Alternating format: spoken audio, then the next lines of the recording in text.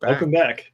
Greetings and salutations, everybody. Welcome to the Automotive Podcast, the automotive modeling podcast. We don't build automotive models, but it sure does help.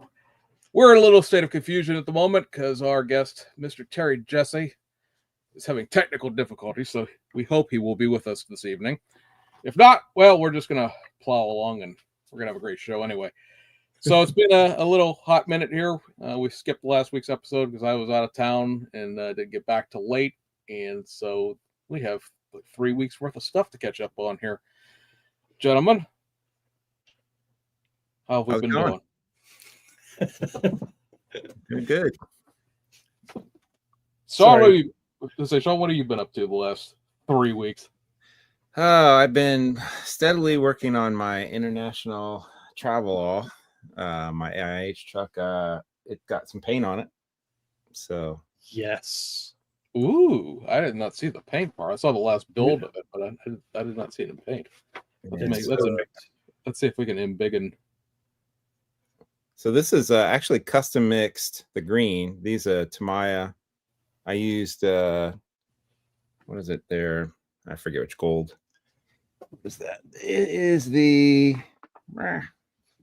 Titan gold. Titan gold mixed with Titan gold, okay. Clear green and clear yellow. Oh, okay. So mix that together. I hope you kept in a little extra in a bottle just in case. Yeah, I didn't. I ended up having some left over, so I can go in some touch ups if I need to. That's and good. I was able to shoot it with my new gallery airbrush. Yes. Ooh, fancy. This I really like this airbrush. I've been very pleased with this purchase. It's great. It's completely changed my attitude towards airbrushing. And we've discussed this in the past. I've struggled with airbrushes. That coupled with learning the right thinner to use with Tamiya paints. Okay. That was a game changer. So I followed your advice, got the Mr. Hobby leveling thinner. Mr. Hobby leveling thinner with Tamiya paints. Perfect. Sprays beautifully, mixed well. Yeah, so I'm like, yes, finally. Yes. So that's coming along nice. I've got I'll give you a little preview of the interior. So it's you did use the plaid. Very cool. Yeah, so it's got old school brown plaid interior in it. I'm building some little things to put in the back, some little camping gear. And so it's coming along nicely. I'm excited about it. Your creativity is showing. That's awesome. And I got a couple other little things, but I'll save them. We've seen the canoe. The canoe. The canoe is actually finished. So okay. I posted a picture of it. I think mocked up a couple days ago, last week. But I've actually I converted it over to an aluminum canoe. I kind of changed and reshaped the bow and did some other stuff to it. And I ended up using Mirachrome just over white bare plastic. And it has sort of a bare aluminum look to it. I was pretty happy with how it came out. So very cool. So I'm trying to get these wrapped up there's a bunch of events coming up here in September and October in the Ohio, Pennsylvania area. So I'm trying to get them this and another little project, which I haven't posted anything about yet. So yay. So we'll see. What have you guys been up to?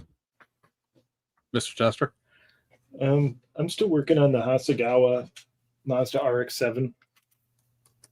It's polished.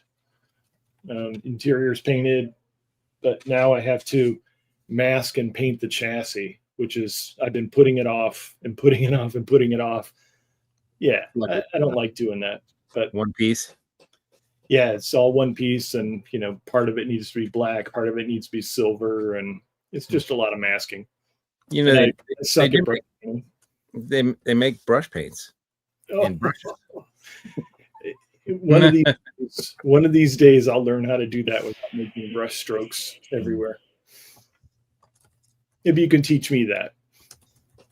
Okay. I don't know how to, I mean, I just go like that. What's your favorite brand for brush painting?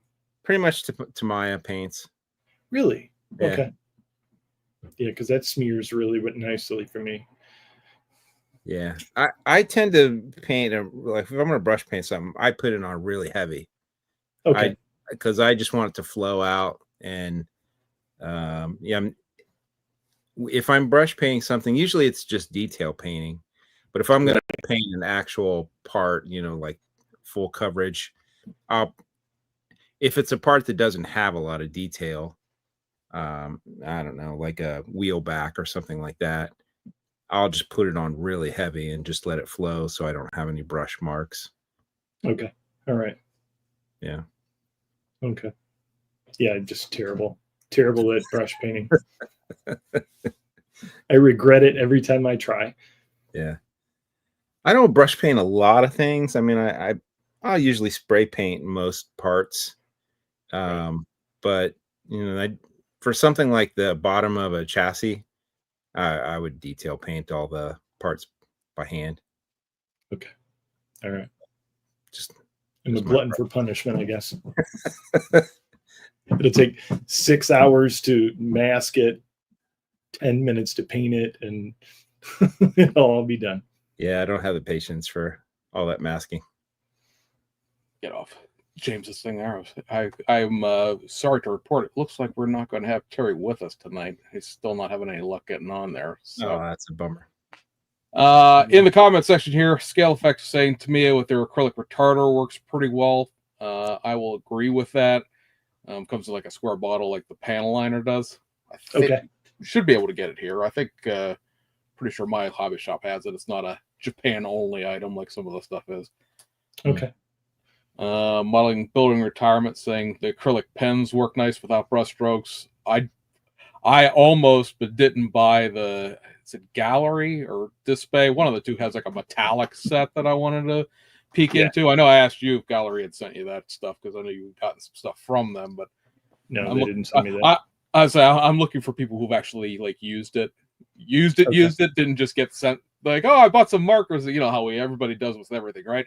It's the newest, latest thing. I got to go get it, and then you don't actually use it. It's like somebody who's actually used that. I'd love to know how well they actually work. Yeah, I'm interested to try those paint markers too. I wonder. So, James, you haven't had any? You haven't used I haven't tried them yet. No. Yeah. One of the things I've noticed with Tamiya's brush painting is like their semi-gloss black is really patchy if you try to brush paint it. I don't. Maybe somebody knows the magic secret to this, but I have never had any luck with that stuff. Even mixing it with their acrylic retarder, I've gone over to using Vallejo Model Color. This water-based acrylic. You take a tattoo cup or something like that, drop a couple drops of this in, put a couple drops of literal water in with it, and mix it up to thin it out. And that's what I brush paint semi-gloss black with now. Everything else to me it makes I can brush paint with, but semi-gloss black it always like parts of it are matte, parts of it are gloss. It's always a mottled looking finish as far as what I get out of it. And like, you know, in days before I even had the air booth set up like that, and you're trying to paint like a dashboard black, it's like that looks like absolute crap. Going, you know, look, it looks like somebody spilled their coffee all over my dashboard. It's stained now. So, I mean, this stuff. I mean, a couple of drops of this stuff. This thing will last forever. I don't even. This is like 4 years old, and it's still almost full. But yeah, have you guys used the Vallejo paints much? I've never used them. I've used that. I know that if you want to use like the Model Air through an airbrush, you have to thin this out. They make one called Model Air, which is like the stuff that's thinned out for an airbrush. I personally don't try to airbrush the water-based acrylics because I've know too many people that have problems with it. Like it's a chemistry experiment, right? You got to mix it with their proprietary thinner, and then if you really want it to flow, you have to put like flow aid and retarder in it by like percentage of volume. And I'm not a chemistry teacher. I just want to, you know, like you found out, right? Mr. Color Leveling Thinner mixed 60-40 with Tamiya paint. It comes off the airbrush like magic, and why fight with things? Right. But I understand there are people who can't paint, you know, what that basically turns, an alcohol-based paint into a lacquer at that point. Some people can't paint lacquer. They're in apartments. They've got sensitivities to the paint, and they need to paint acrylics, but I don't, and so therefore I don't bother to try to figure that out, that whole shooting match out. You know what weirds me out about Vallejo is the bottle itself. So I don't know. I'm just having because I have to pour out into another container. Yeah, you can't dip a brush into it. Dip a brush in, and that's just how my mind works. No, you dip a brush inside the bottle, and so I've not tried them, but I just have no experience. I say several people in the comments are giving thumbs up to the gallery metallics. So I think I think they're $17 for the set of metallics. I mean, and I know that a couple of people in the comments here are have discount codes for them. So heck, I might take a flyer on them for $15. They're here in the United States. I don't have to worry about paying tariffs on them. Right. I will say, so I did recently I saw on, was it Barbados Rex? Is that how you pronounce that? Yes. So I got some of this stuff off Amazon. The Magic Chrome stuff. Yeah. It's legit. Like, it's really good. And it's cheap, like $10 for, this is probably a lifetime supply of, it's really good. It's very chromy, super easy to use. Like, you can spray it if you want, but I was literally just use the crappy brush that comes in the bottle, just hose it on your plastic part. It flows out smooth. It'll look kind of crappy at first, but it'll quickly kind of just kind of flow out and the chrome looks good. I would let it sit for at least a week before you handle it, but then I mean, but I don't build that fast. Like, I know, Mr. Tester, you 3 weeks quickly, right? You're like in and out, but my stuff will sit around for. I'm building multiple things at the same time. I don't mind doing some stuff, let it sit for a week or two, and then I'll come back to it. You still got to be like I'm sure it probably gets better over time. I've lightly handled it. It's been fine. I wouldn't like press my thumb into it, but as long as you don't need to do that. But I even noticed that even if you do, and if you go back over it, you'll easily erases it, huh? Okay. And what I like about it is because I like to detail paint with a brush, I can just use that with, fine little brushes. Cause I use all the Molotov or whatever they're called. Yeah. Molotov paint markers. These are good for like hitting the high points of maybe a window trim or something like that. But you can't often get in you can't get in a crack or something. Yeah. Whereas a brush will allow you to, get in some weird little areas. And what's it called? I'm so bad with names. Fusion Firm Ultra Shining Foil. This is very good stuff. And cheap, $10, like versus like Revell spray chrome. I'm a fan. Yay! Frank says Citadel acrylic paint thin with water for brush painting when. Citadel, same sort of thing as AK as far as being a water-based acrylics. So, Hi, Frank. Good to see you. Hey, Frank. Thanks for joining us. Welcome. Yeah, say model. Yeah, howdy, new person named Frank, and the Model Makers Workshop saying don't brush paint, marker paint. It'll be a throwback. I as a kid, I spent quite a bit of time with those. Remember the old testers paint markers that had like a paint mixing ball in them, chicka chicka chicka chicka, and you had to slam them down on something to get the paint to pull out of them. Used to love using those things. I mean, they were streaky as hell. They looked awful, but as somebody who was a 10, 12-year-old kid that tested cleaning paintbrushes, that was fantastic because you didn't have to clean up after those things. You just you're all set to go.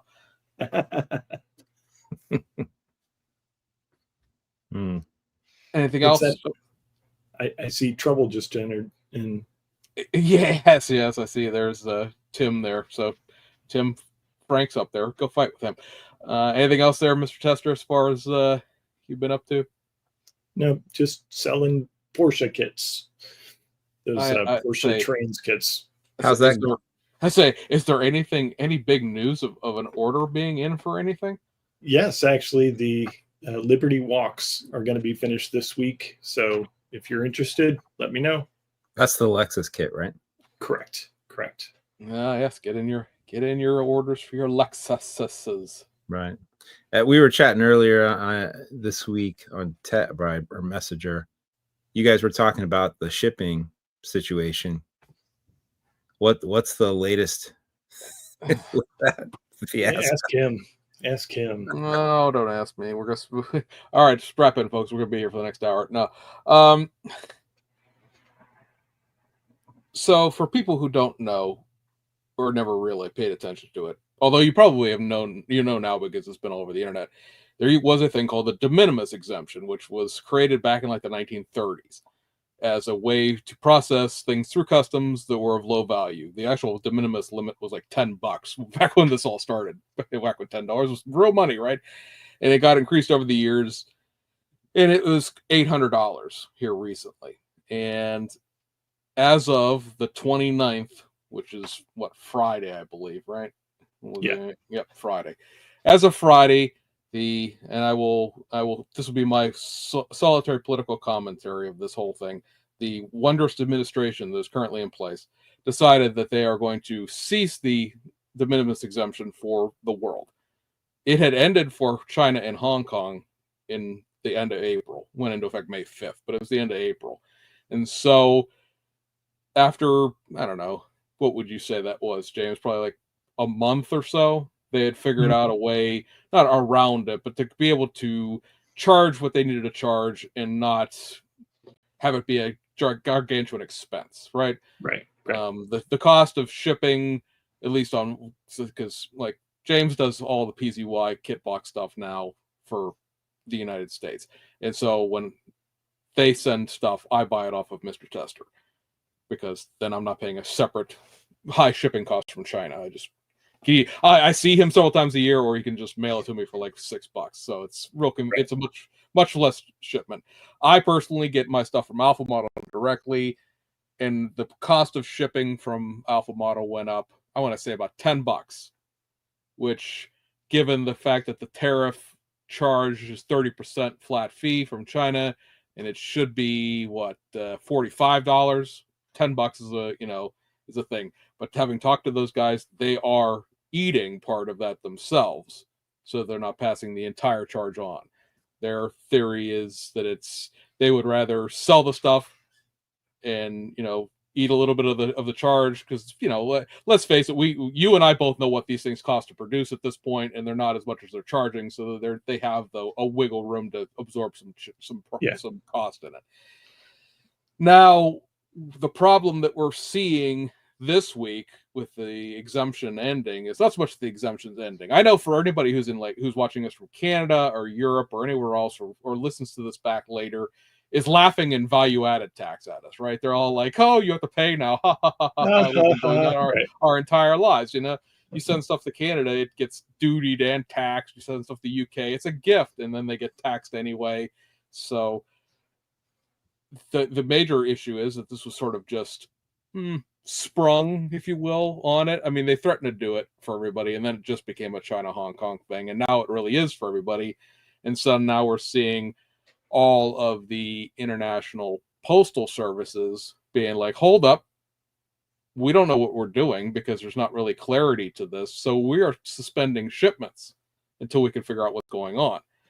Right. And as of today, I believe it is pretty much everywhere in Asia and everywhere in Europe that are currently suspending shipments. We got a notice today that Andrew in the chat there, who is from Canada, is laughing in value-added tax there. That Japan Post is suspending shipments, which of course means Hobby Japan is now off limits for temporarily. And it is also Thailand and Singapore, and also the UK, Spain, Portugal, France, all of Eastern Europe, Yeah, everywhere that you would want to buy something from right now. And how long that's going to last is anyone's guess. Royal Mail, which is the UK post office, said that they're going to be down for 48 hours. They've already figured out a solution and they're going to implement it. Now, why everybody else isn't that fast, I don't know. If maybe the UK and the United States are friends enough, if you will, that they figured out something between the two of them very quickly. I'm not sure. Who knows? But the way this seems to work is there's two different ways you can be taxed on this stuff when it comes in here. There's what is known as the ad valorem tariff rate, which is the percentage that you're being charged by the United States to the country it's coming from. So the UK, it's 10%. For the EU, it's going to be 15%. For Japan, also 15%. Canada, we're really just pissing Canada's face right now. It's 35% from Canada. Good luck. And so there's that. And then there is what the geniuses have come up with called the simple flat rate, which is based on that percentage. So if it's 0 to 16%, which is the UK, EU, Japan, then there's an $80 flat fee. If it's 16 to 25%, it's $160. And if it's over 25%, again, hey, Canada or India for that matter, it's $200 per box, regardless of what's in it. So it could be a $5 pair of socks. It's coming from India. You're getting charged $200 when it gets here. Unless you prepay the customs charges on the sender end, which is what UK is doing. UK is creating a whole new to the US mail category that is going to have a 10% tax built into the postage rate. And that is what the end game is going to end up being for everybody. They're going to have to build that tax into the postage and charge you up front. Because if they don't charge you up front, when it gets here, you're going to get charged that flat rate. So it's going to be for people who use Etsy, for people who use eBay, if you're just buying something online auction, like through Facebook, and it's coming from a country, you know, because let's face it, if you buy something off Andrew up in Canada and it comes down here, well, he's not going to charge you 35% tax on it. He's just going to mail it to you. And then, oops, you're going to get a $200 charge added to it. I will say there are exemptions to the exemption, right? A gift under $100 worth of value. But that gift has to come from a person, not a company. So that's not the way around. I've seen a lot of people like, well, I'll just order stuff less than $100. Yeah, well, it's only if it comes from a person. Hobbylink Japan is not a person. And which I saw brought up because the UK IPMS nationals are coming up and a lot of people travel to that from the United States. You can bring up to $200 worth of stuff back with you from overseas, Mr. Tester, next time you go to Japan. They're not going to look at the receipts and whatever.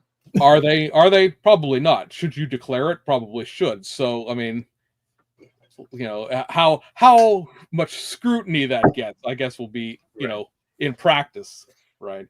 Because, like, there's a whole bunch of stuff in the mail right now. It's not going to get here before the 29th. They're threatening to send it all back. That would cause a huge kerfuffle because who's paying for that?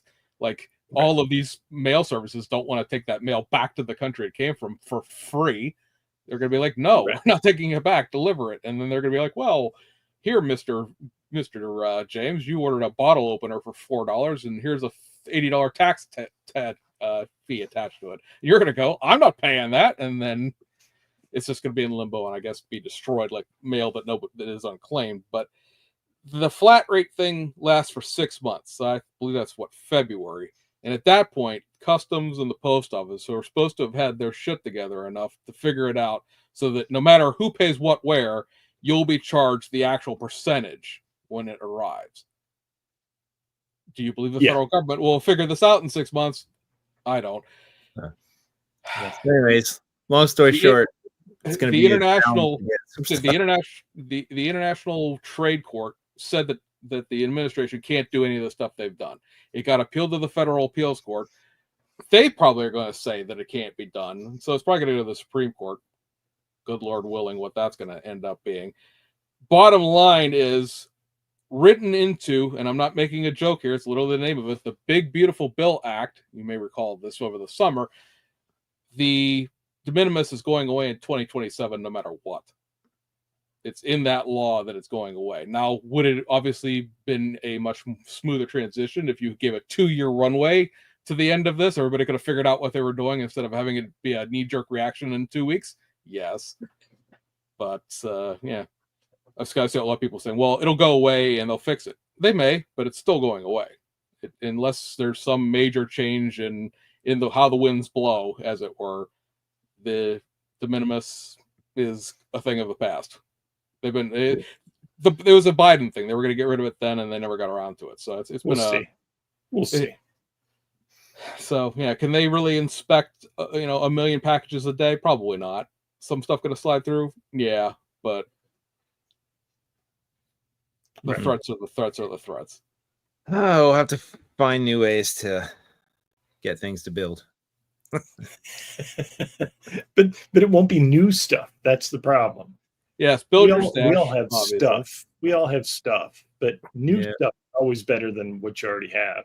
It's true. Well, I was telling James Duff, I was like, well, we both have so many things in our stash. What you need to do is go to the bottom of your stash and find that thing that you haven't looked at for 20 years. Pull it out, open it up, and it's like getting a brand new kit that you forgot you had. I don't know about you guys. I always get inspired to build the newest thing that I just got.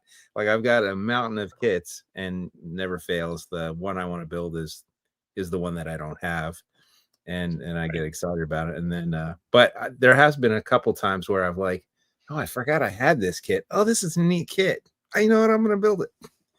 So I will say there are obviously two other things. One, this whole flat fee and everything else doesn't affect third-party carriers. So FedEx, UPS, DHL, they're going to charge you the tariffs, and they're going to charge you a whole bunch of processing fees. You're going to get dinged for like $40, $50 worth of handling fees. So that's probably not really any cheaper than getting charged $80 for the box, frankly, but it doesn't, those services still exist. Like those, they're not going to be affected by the shutdown for however long it lasts out of any country. So you can still get things that way if you really, really got to have them. The second thing is, and I've seen, because like Edward, who's one of the big major manufacturers of airplane kits out of the Czech Republic, they had posted something saying, well, the Czech Post is not sending stuff to the United States, so we can't send stuff to the United States, and we'll get back to you guys when we can. And of course, everyone immediately went, oh my God, we're never going to have models ever again. Understand that the corporate tariffs that Round 2, Revell, Mobius, and everybody else paid, they've been paying them since May. So this does not affect your hobby shop. It doesn't affect your online vendor. There's the model, that the business side of modeling is unaffected by this. So could you skip buying stuff from Japan and just get it at your local hobby shop? Yeah, I mean, it'll come 6 months later and all that sort of thing. But, to me, it's not going to suddenly not import paint. You don't have to go ransack the hobby shop to get all the spray paint or anything crazy like that. It's that they've been paying those tariffs since May. So that is not, this is just affects you, the individual, getting a box of goodies from somewhere else. Right. But yes, Jay Hart, you're actually going to have to reduce your stash by building things instead of buying new stuff.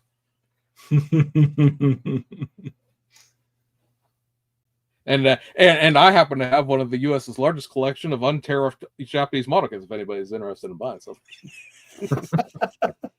I knew hoarding all this stuff would come in handy someday. He's gonna be a millionaire. That's right.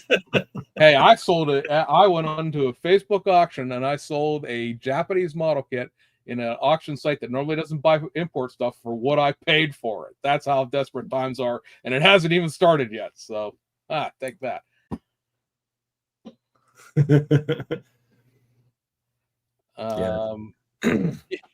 Yeah. I mean, take it for what you will, guys. I don't know. In the short term, it's probably nothing. In the long term, do I want to pay 15% tax on my stuff? No. Is it going to break me? No. So we'll still buy it. We'll figure it out. I'm just kind of upset because I had one more thing coming in this month at HobbyLink Japan. I almost shipped the box of stuff that I had over there that had like 3 things in it, and I was like, no, it's fine. Japan Post hasn't said anything about shutting their mail off. We'll skulk around this somehow. And then today they're like, nope, sorry, Wednesday's the last day. And if it goes out, even if it goes out Wednesday, they might send it back anyway. I'm like, dang it. And you guys had just about convinced me to build a Japanese kit. So, oh, you go. We got plenty of Japanese kits. Between the two of us, we have plenty of Japanese kits, but Plenty. Yeah, plenty. What else should we talk about? Shows coming up. What shows are coming up? Anything soon that we're aware of? Well, we are. I would just like to point out, because you went off on a tariff tangent, that I actually did. Ooh, I spray painted something. So hey, I actually did work on a model. That is the, let's see, where's the top of that? This 2008 BMW 320 SI Brands Nice. Hatch winner. It's going to have a different set of decals, slightly different set of decals to it. It is a situation where fall show season is upon us, right? And I should probably actually have something to show at the fall shows instead of just showing up and being like, no, I didn't build anything again this year. I also, in the same effort of spray paint there, I've also started fiddling around with this Hasegawa Mini Cooper. Neat. Ooh. This is like the tiniest, goofiest little kits. I mean, Mini Coopers obviously are not big, but this one is particularly ridiculously tiny and like overly detailed. Like the headrests are 2 pieces. Well, 3 pieces really, 2 pieces front and back, and then it goes onto the seat. I don't know why you need that. Anyway, it's gonna be one of those things where the kit has more parts than the actual car does. I think. I have the C1 wide body kit for that. Do you actually have one, or you just have the kit for it? No, I have the wide body kit and the kit. Yeah. Oh, all right. That's on the short stack to do. Neat. I have a bottle of the Unspoken Florida paint that I got British Racing Green. So assuming it's not a coagulated mess all these years later, I'm going to try to spray it and see. Let's see what we get out of that. I'm just looking in the comments here. There's a bunch of people putting their show announcements in. This show is a while away, but it does tie in nicely with Sean and James, should he actually ever try to build his international travel all. Next summer, it's 344 days away from today. Next summer, the IPMS Nationals are going to be held in Fort Wayne, Indiana. This is obviously a much more centrally located Midwest location for a lot of folks. And one of the themes for the show, there are obviously a plethora of categories you can put your things into, but one of the themes, because the guys there, and I really want to try to get the guy who's the contest director on here after the beginning of the year, because it's something that applies to cars for once at an IPMS show. Shock. They are doing the best international harvester subject matter. International Harvester was based in Fort Wayne when it originally got started. And so it'll be open to anything in any scale. But obviously for us car guys, this would apply to, well, round 2 has the International Scout, and Mr. Svensson and Mr. Tester, again, should he ever decide to work on it, have the International Travel All. Andre also, of course, has an international pickup truck version of that Travel All. Right. And then, of course, you have all of the old international cab over pick semis that, well, I guess it's the AMT kit, right? Yeah, AMT did back in the day. So it's a year's worth of warning. But Sean will probably have his done by like Plastic Undercover in October, I imagine. But the for anybody who's considering going to that show, and I am going to diligently behind the scenes work on these two to get them to make the trip out there. Because Sean already won the best theme award at NNL East. I think he could probably pick one up at nationals too. Then it could be a nationally award-winning modeler, and we can all give him crap for that for an entire year. But it's very interesting to see IPMS really they're doing a Gundam thing, they're doing a ship thing, a figure thing, and a car thing to try to reach out to the not so IPMS-y categories. So that's something to consider. Yeah, that sounds awesome. And just by chance, so this morning I had stumbled across a documentary on the Fort Wayne International plant on YouTube. It just came, I'm always scrolling YouTube and random things come up, and it was a 3-hour-long documentary on the whole history of the plant and the company in Fort Wayne. And I got sucked into watching that this morning, and I got about halfway through it. It's actually pretty interesting. I don't know why. I have a weird sort of fascination for International Harvester, and partly because I grew up in Springfield, Ohio, and we had the other international plant was in Springfield. So Okay. they built the other heavy trucks were built there. I don't know if they built pickups or not. I know the Scouts were built in Fort Wayne, but being in Springfield, IH was a big part of that town, and there was lots of. So growing up, I saw lots of pickups and travel-alls and Scouts running all over the place. Okay.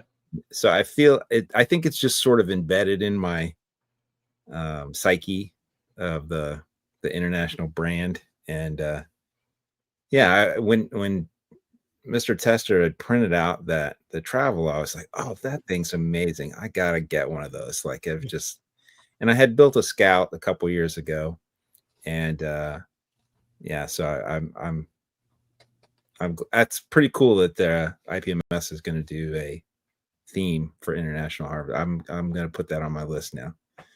I might even build another one. Maybe I'll have to do a brand new one just for that show. I'd say the referring to comments in the chat here, the IPMS National is a 4-day show. You don't have to be there till Friday if you're entering, but it is a 4-day show, Wednesday through Saturday. So if you're going to make the long drive, you can obviously not make it a day trip. So you can make a weekend out of it. Yeah. We'll find out here in a couple of months whether or not the minor league baseball team is going to be in town, because obviously that would be something to do. It's literally right across the street from the convention center, which would be fun. Fort Wayne has one of the top 5 rated zoos in the country. If you're interested in that, you can drag your family to it, kind of thing. And we'll talk about that more. Can you take a tour through the plant, the IH plant? They are planning to do a number of tours. I think they're trying to do one that's going to be like a 3-stopper. It's going to be the international plant.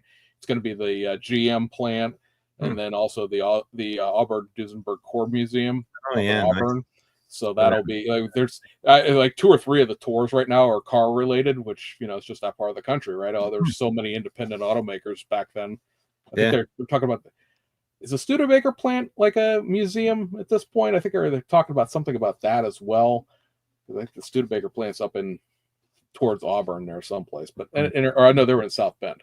And there was also a discussion of going out to the Indianapolis 500, to the raceway, to the museum, and if there's anybody in town doing a tour of one of the Indy team facilities as well. So there should be some interesting car related. This past year, like when so we talked about that a little bit later.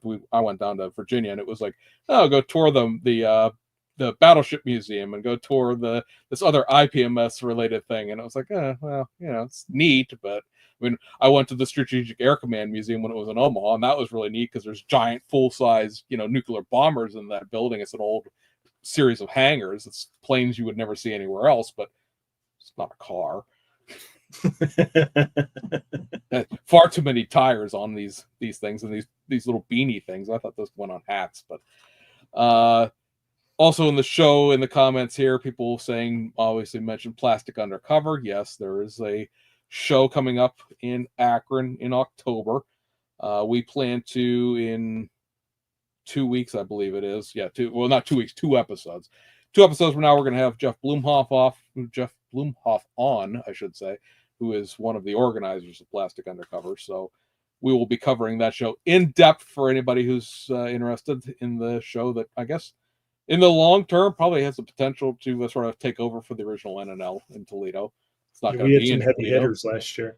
I say it's not going to be in Toledo, but I think that's sort of the long-term grand plan of it, is sort of being a replacement for that show. The Zanesville show and the Pittsburgh show, I know this is regional stuff to us, but that's coming up at the end of September. And I know like Model Zona, which is the big IPMS show in Phoenix, that's coming up in November.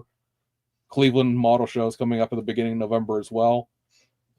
Somebody here is pointing out the fact that there's a replacement for NNL West coming up called the Left Coast Scale Classic that's coming in April. That's somebody else that I want to try to get on as the organizers for that. I'd like to promote that. That would be fun. What city is that going to be in? It's going to be in it's the same place that one of the shows is in right now.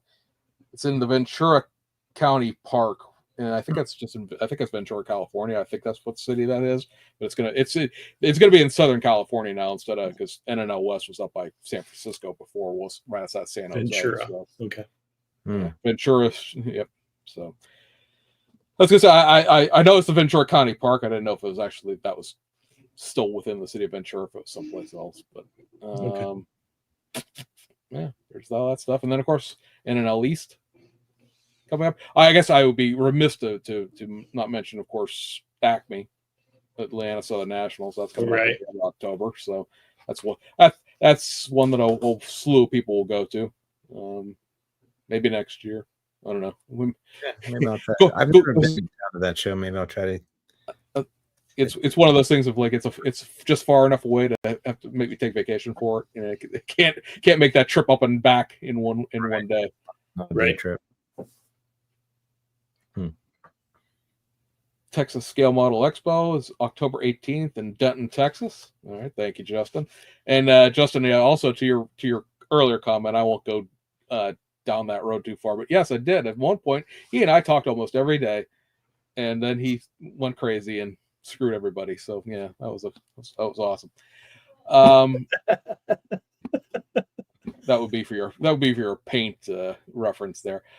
Let's see. Let's talk about stuff that you maybe can buy, maybe you can't. All depends. since I have all this stuff organized now. Let's see if I actually get it to show up. So coming up next from the fine folks over at Alpha Model. Oh, we got a Honda Type R. Apparently this is in a Civic, in a spoon livery. So this is the current generation Honda Civic Type R. I kind of wish it had the regular spoiler. I know a lot of people are like, "Oh no, I like that big janky spoiler on the back," but I wish I could just build like a Type R Honda out of this rather than it being specifically the spoon one. But that's didn't they do a stock one? Not of this generation, no. They did one of the previous one, and maybe they'll do a stock one of this eventually. It'll probably come 6 months from now, but in the meantime, this is shipping out this week, as is the Evo version of the FXXXXK. The doors do not open on this. That was a big question when the box art was shown. The doors were molded closed, so no, you don't have to try to figure out how to hinge big heavy resin doors. That's done and it's shipping now, but again, it'll ship at the same time. Coming next,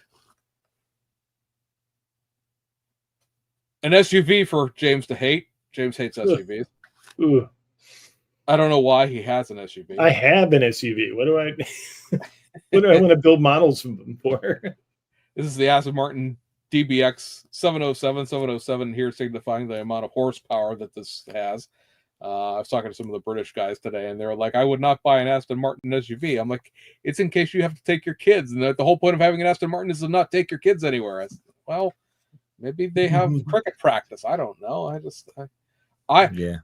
Since doing the Lamborghini Urus, having a series of like high performance SUVs, I like, just because it'll it's another one. They're going to do the Ferrari Purisang at some point, but anyway.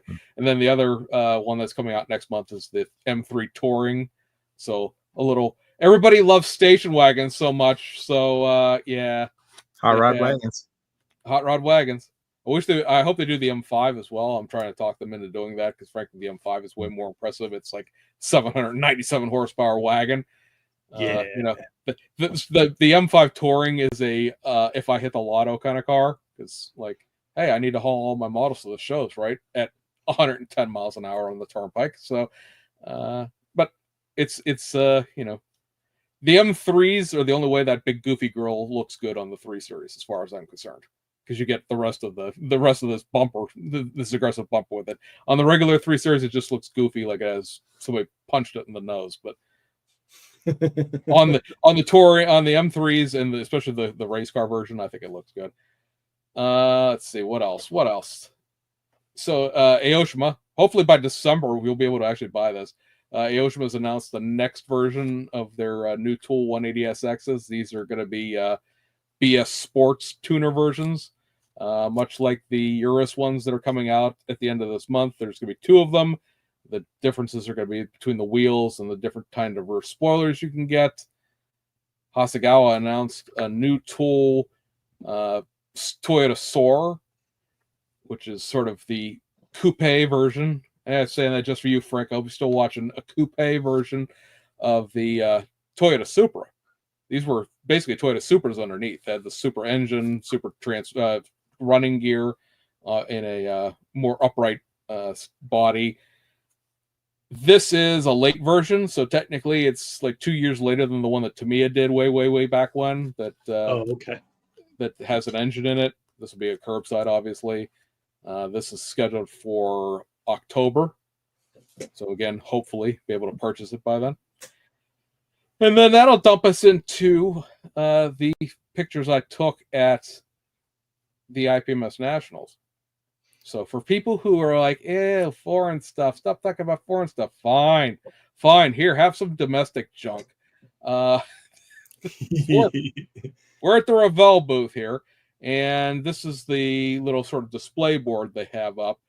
And I believe everything on this board is something that was known and we've talked about, except for the fantasy formula down here with the 78 Chevy off-road truck with the Grand Prix Virage and its trailer. This is a snap tight kit. Apparently the Malibu Grand Prix thing was a big thing. When this got announced, it got a huge discussion group on one of the forums where they went off on a whole tangent about these little go-karts. Apparently that was a thing back then. It's literally I was 1 year old when it came out, so I can't speak to that. But yeah, so I'm probably going to show my age, but I actually remember driving those things. So when I moved to Columbus, we had a Malibu Grand Prix in town, and it was towards the end of the time when Malibu Grand Prix was still in existence. But I remember driving those little cars, and I there was a few episodes back, maybe last year or something, we were talking about like, oh, it'd be neat if they could reissue that, I think. And because I had remembered that they had a kit. And so I'm kind of excited to see this. I would probably buy that because I'd like to build that just because I have the memory of driving that cars, and to me it's kind of cool and nostalgic. I don't think it was paired with that truck though when it came out. No, I don't remember what it was paired with originally. I think it came with maybe the Datsun 4x4 step side pickup. But yeah, I do remember. I remember driving those cars. They were fun. Neat little things. That's it. Also on the board here, the Jimmy version with the old high roller style box art. This is the new tool Blazer in a Jimmy format. Cap and hook. I think we've slayed that enough the first time it was out. The really expensive S10. You know what? If there was a stock engine for this, if somebody wants to 3D print me a stock engine for this, I would put it into this love. I mean, maybe the 350 is a little more that's not the word I'm looking for. More appropriate for the high roller version. Does it come with a V8 in that kit? Yeah, it's always been a V8. It's in all of them have V8s. I wish it, like I said, it had a stock 4-banger in it because it would be a little more prototypical. The Fiero is out. The Fiero is out now, and then I don't know when we're going to get this hardtop convertible, but that's still pending. I saw that they have the hardtop Stingray at Hobby Lobby now. Okay. Yeah, Brian BG had posted yesterday that he had picked up the German version of it, which was labeled as being a C8 Corvette coupe, and I said, "Ooh, a coupe!" It could have had the hyphen on the E. Also, there's the box art for the upcoming 2024 Mustang, which we will discuss a little more in depth here in a second, and then the 10-4 good buddy Jeep Honcho over there. In researching the Jeep Honcho, this light rack and this smaller brush guard are attached to this camper top, and they were only released once in 1981. Every version of this has come out since then has obviously not had the camper top, and the light rack and the push bumper are different in that other kit. So I don't know that anyone has necessarily been sitting around, being like, hey, I really wish we could have the camper top version of the Jeep Honcho back. But if you were, or maybe you didn't even know it existed, because if you weren't around in 1981, you've never seen it in the first place. That's coming back out at some point. Yeah, you know, that whole I really like that truck. I wish they would. I'd love to see an all new version of that whole body style. And I think so. Here's an idea for model manufacturers. If you're listening, this you could generate quite a few different variations of Wagoneers and Jeep pickups from this basic body platform. I mean, it ran from what, 63 up to the late 80s or mid 80s. I believe so, yeah. In a bunch of different variations. The Revell one, and not to slam Revell, but you know, that kit dates back to the early 80s or so, and it's got a lot of weird body proportions. It's not very accurate. And I'd love to see, and that has resisted me from buying and building that kit, because it just, to me, it doesn't look quite right. But I'd love to see an all new tool of that body platform. I'll check Andre's files. He might have a Jeep like that. I don't remember him having that. I know he's got the Cherokee. Cherokees, right? Yeah, it's got the extra. Yeah. All right. So moving along, Tim, here's your Revolto. This is being shown obviously in a test shot format here. So this is one of Revell's, of Germany's. You could tell by the way these wheel hubs down here attach. This is the way that Revell of Germany's been attaching the wheels for about the last 5 years or so. But this obviously is going to be their full detail glue kit for this year. It looks very nice, but I don't necessarily expect Revell's kits to look crappy at this point. I do appreciate the fact that everyone is going to break every single one of these light clusters. you start making clear things this finicky, and I'm not saying that they're going to break because they're fragile. I'm just going to say ham-fisted model is going to be breaking. I really hope that if they don't put window masks in here, somebody makes window masks for this, because I don't want to mask that off and paint it myself. Let's see. Next. It all looks good. Yeah. Are you going to buy one? I hope so. Okay. It does have like I said, it does have an engine, so it's not much of an engine, but then you're not going to see much of the engine anyway. You're just going to, see the top, because the engine's going to sit right here. They're not trying to open the doors on that one, right? No. Okay. The only part of the body that's separate are sort of the back fender areas here, because molding those in situ would have been a giant colossal pain in the ass. And then like the extensions for the rear bumper are there. The rear diffuser is separate. That'll at least make it easy to carbon. And this is, pretty well detailed for what it is. I mean, it's going to be underneath the engine cover. You're not really going to see it. Right.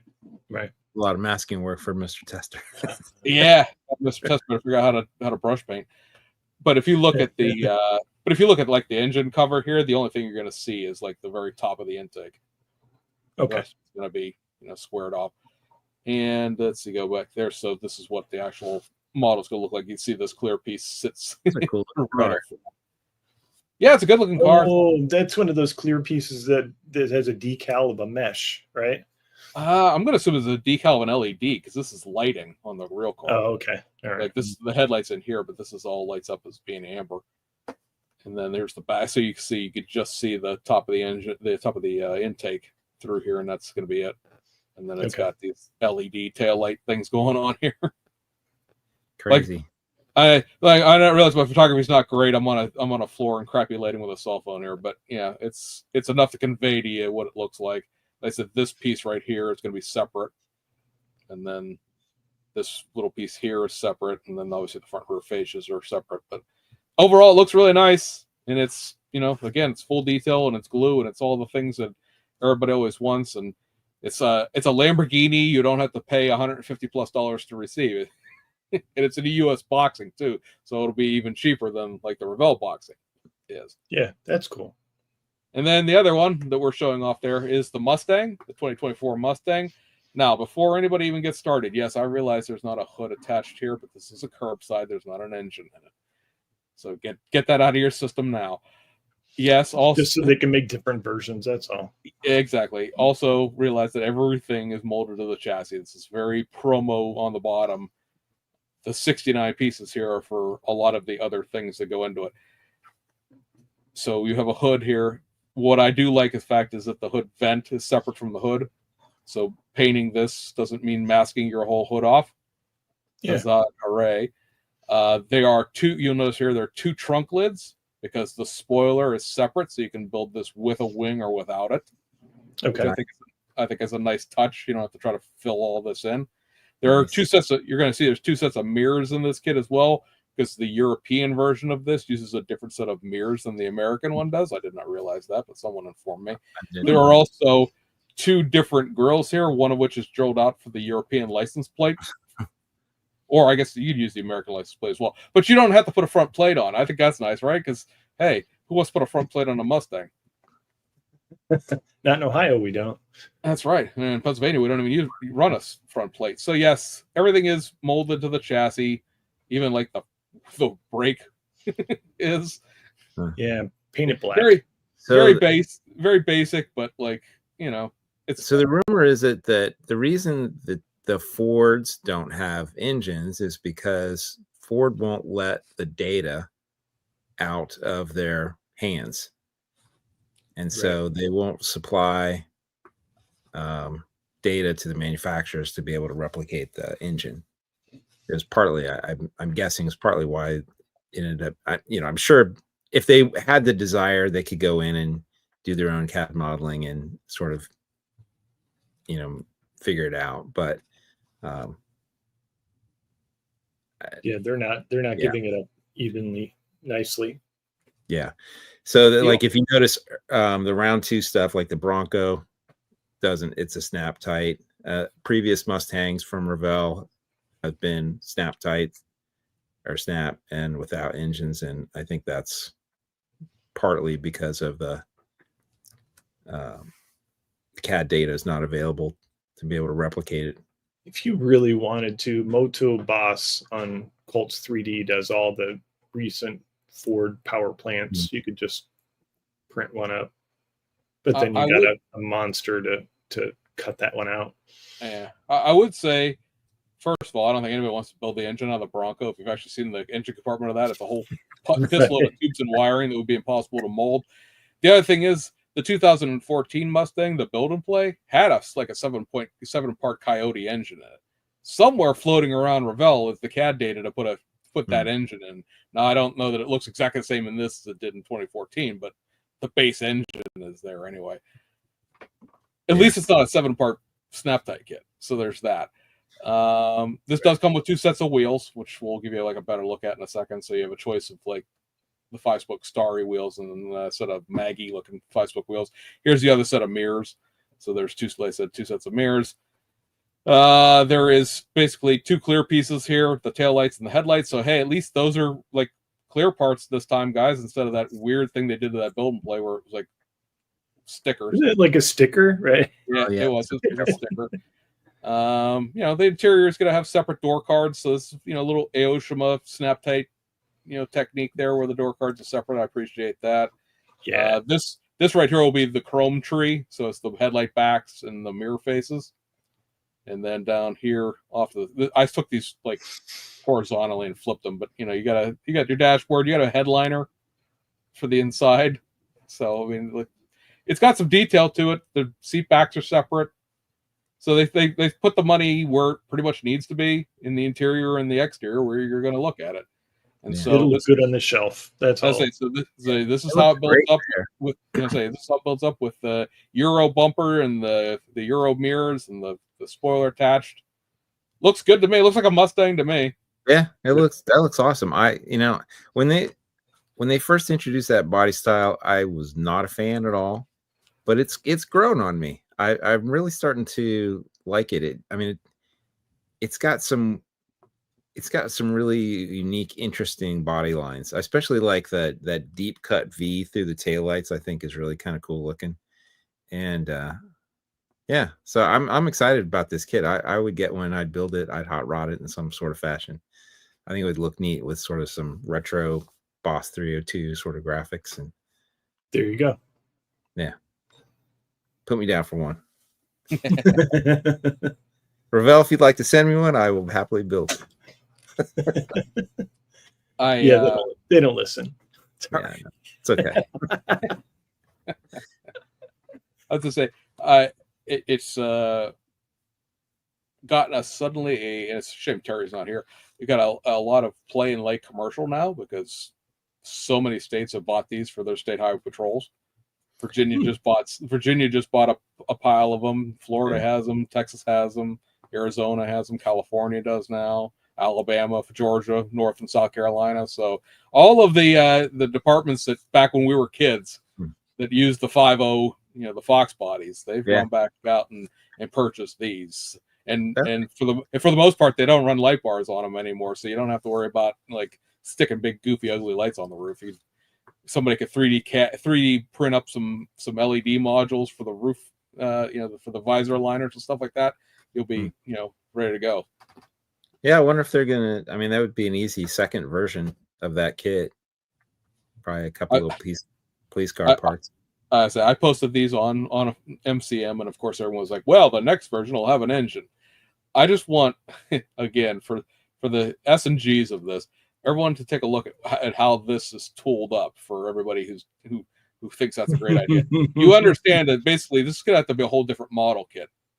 Yeah, like trying to convert this into something that has a full suspension and an engine in it, you're going to start all over again. There's converting that is a whole, like, I mean, I'm not saying you couldn't use the CAD data and maybe they would cut them both at the same time, but they're two separate pieces of tooling. Right. The hood's off because it's just easier to tool it that way. You wouldn't be able to tool the wipers onto this scuttle panel if the hood was there. Yeah, I wonder if they could get a dark horse version out of that without maybe something that would not require much in the way of except for like bumpers. Yeah, I know it doesn't have a different front end on it. I think it does. And this, like I said, this is integrated into it. But if you put different slide pieces in for the front and the back, it'd probably go there. But and I think you have a different exhaust on that. And yeah, but it's on the bottom. How much are you going to pay attention to it? I don't know. I think this is aimed at younger builders to be appealing to. Everybody wants to get young modelers into the hobby. Everyone wants to get young modelers into the hobby, and then they make something like this, and everybody whines that it's not a full detail kit. So, pick your poison. And interestingly, if you are someone who wants a full detail model that's going to fight with you, might I present Atlantis's booth, where they're going to reissue the '56 Buick as a custom. It does not have the stock grille. Somebody pointed out to me. I didn't really pay attention to it, but down here it says custom front bumper only. But the big shtick here is they've tooled up new glass for it. I don't know if it didn't have glass before or if the glass got lost. I believe these 1/32 scale kits didn't have glass when they were made originally. It's 1/32 scale. Yes. Is that a multi-piece body too? It is, yes. Oh. Original Revell kit from back in the 50s. Nostalgic model building right there. Yeah, you guys can have it. Oh, much like Ron Popeil, but wait, there's more. So they're going to also, and this is supposed to come out next month, which would be September. This is the old Revell 55 Chevy. This is the box art for it. Oh, that's the that movie car. It's on the tip of my tongue. American Graffiti? Nope. No, the other one. It was the American Graffiti. It's Grease, right? No. It was somebody in the comments will tell me. It's like because American Graffiti's one was yellow, I think. Yeah, there was a movie where they were traveling across the country, drag racing, and Oh, I know what you're talking about. 2-lane blacktop. That's it. Yeah, I don't think. I mean, that looks different. That one, the 2-lane blacktop car, was a kind of a flat black, high boy looking thing. Okay. The American Graffiti car was gloss black. It's actually the same exact car in both movies. I didn't know that. Yeah, they took the the car that had been built for American Graffiti, I think got rebuilt for 2-lane blacktop, modified and added to it, or either way around. I don't remember which They one. rolled it in American Graffiti, so I'm sorry, what was that? it rolled on. It flipped Not upside a hero down. car. They rolled a stunt car. Okay, Oh, Sean just disappeared. Sean, come back. Sean had that's all he has to say about it. You're not listening to him, so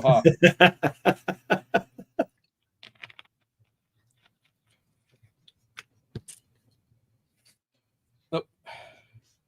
Oh. There you are. I say you made a definitive statement. It's the goddamn same car. Click. It's the same car. Dang it! I'm out of here.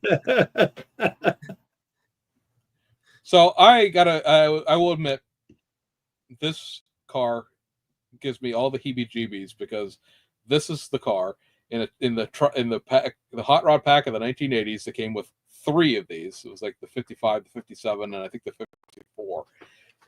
This personal car broke me from building Revell kits for years because everything opens on it. I can't stand it. I almost knocked it off the display. But it does appear that it has a bunch of the items in it that the original kit had from like the 1960s. It's got like the drag. I know that the drag parts were in here, but it's got like the original drag wheels back that were been missing the last couple of things. It's got that hood scoop that apparently hasn't, from everybody I've talked to, hasn't been in it since the original kit came out. So I don't know where that's been hiding. They're throwing in like this set of wire wheels over here to the side that I don't think ever came in the kit at all. So I could see Tim Custom building that. They're throwing a bunch of stuff at this, and I know that it sort of it popped up while we were gone. The whole kit assembler versus model builder popped up, and it's sure. people who build box stock aren't real modelers thing. Well, please, by all means, build this box stock and don't do anything to it. Just straight out of the box. Don't fix it at all. Just this and the Atlantis 57 Chevy and the Atlantis 55 or 57 Nomad. All 3 of those kits, all the way they come. Don't fix a thing. Just assemble them. Go ahead. I dare you. Because that'll fix your wagon of the whole building box stock and assembling. Those were definitely ambitious kits when they were originally designed. What I would say it was the early 60s. Yeah, 64, 65, somewhere in there. Originally tooled, to have all the working parts. Obviously, that they didn't have anything like CAD or anything, so the fit and gaps between parts is poses challenges to just be able to just hope it's going to fall together like a Tamiya kit or something like that. So, yeah, be prepared to do some surgery to get them. I couldn't imagine back in the day having orange tube glue and waiting, hours and hours for it to set and trying to put those things together. Couldn't imagine. I will say that to Atlantis' credit, they have, at least with the last several releases, like the 29 Ford pickup truck dragster gasser thing that came out. It's an old parts pack kit. It's like the other half of the 23 T bucket that got released earlier. They put on the box from the original vintage molds. And if you have an old Aoshima kit, you'll know that a lot of those on the side box will say this is a vintage tooling from the 70s, 80s. It is not up to modern standards and requires advanced modeling skills to assemble. If anybody watched the April video I finally put out, I'm repeating myself here, but for the benefit of everybody who doesn't watch those boring ass videos where I talk for a half an hour, I think it would behoove model companies, and this is mostly a round 2 problem, to do that, to put that on the box of those kits. So many people complain about what they're receiving. And yeah, I guess they should be an informed consumer and they should, research the kit. But, if you're the vast majority of modelers where you're going to Hobby Lobby or Amazon or whatever to buy model kits, you don't know because you're not into the hobby that much. You casually build models. Yeah, I saw somebody on Facebook posting about that earlier this week or maybe last week. they were complaining about a round 2 kit that I think was, probably designed in the 60s or 70s. But yeah, like to your point, if for us that have been in the hobby for decades, we have an awareness of the history of these kits, and so we understand, like, oh, if I'm buying a kit that was originally designed 50 years ago, it's just not going to be at the same standard. But if you're a newer modeler and you're new to the hobby, they're walking in, they expect that a thing that was designed last year will be as good as they fit. They don't know the difference. To them, you wouldn't expect that. In fact, I was thinking, like, model cars and model kits are weird as a product in general, that they're selling something that was 50 years old right next to something that's 5 months old and presenting them as if they're both the same. Right. I can't think of really any other product that is marketed and distributed that way. Milk. So, yeah. So just like, I do understand why a consumer is bitching and complaining because I can't build this thing. And I'm like, yeah, I don't know what the solution is but I do see that as a challenge for the model companies to be able to communicate that, because there's value in reissuing these old kits. There's a lot of nostalgia and people want them. I want them, but I understand what I'm buying when I get into it. Like, oh, it's going to take potentially a little bit more modeling effort. It's just not going to fall together. Right. But yeah, a younger modeler, they don't know. I mean, if all of us, we've all told our stories on here. We've all departed for 20 years in the middle of our modeling careers, as it were, while we chased women cars in our careers. And if you dipped out at the right time and you just came back in around COVID, you don't know a good chunk of the history of this stuff, because Revell sold two Tri-5 sets of Chevys there for a while. Like the 57 Chevy was released as that Ed Roth art car at the same time the new Tool 57 Chevy was out. Right. And then AMT also had their new 90s Tool 57 Chevy out at the same time the Pepper Shaker was out, which is, goes back to the 1960s. Which one of those is the good one, as it were? You could, people will argue the old one's the better one, and I'm not going to get into that whole thing, but it's how am I supposed to know which one I'm supposed to buy? I know that a 2021 Bronco is a new kit. I know that a 2022 Charger, that's a new kit. But then round 2 does 70 Coronet that's old but new, and 63 Noble Wagon that's old but new. And like, that was sort of my point with the Tri-5s, right? As a kid, as a 10, 11-year-old kid who's building model kits, who doesn't realize that reissues are old models, those come out and you expect them to be just as good as the 85 Fiero that I just built and the 85 Firebird that I just built and the NASCAR that I just built, because, hey, who sells old crap in a new box? To your point, Sean, it's like the example I used in the video was if you went into a computer store and the computers were not out on display, but they were just they're just boxes, and you went like, oh, this box is pretty, but the round 2 box is, has Sean art on it. It's very, very pretty. And the Revell one is a picture of the model kit, the way the Mustang sort of is, where it's kind of, it's there, and it's probably be a different box art when it gets done, but for right now, it's kind of boring looking. You're like, well, this box art, this computer cost a couple of bucks more than the other one. I'll take this one. And then you get home and it's an IBM Selector typewriter. Exactly. and if you go online and say, I bought this new laptop and it's a typewriter, and a bunch of people get online and tell you, well, we used to type letters and that's the way we like it. That's not the answer to that problem. Like, there should be warning, contains old typewriter. It should be on the box someplace. And if I then want to buy an old typewriter, I could buy the old typewriter. Yeah. Yeah. Or you could just buy Japanese kits. Well, yeah. I'm saying, or Atlantis, because Atlantis has figured that out, that putting, original. Right, Tim Custom saying round 2 does put the parse layout on the bottom of the box. That's great, but it doesn't tell you like anything about it. It's just a map.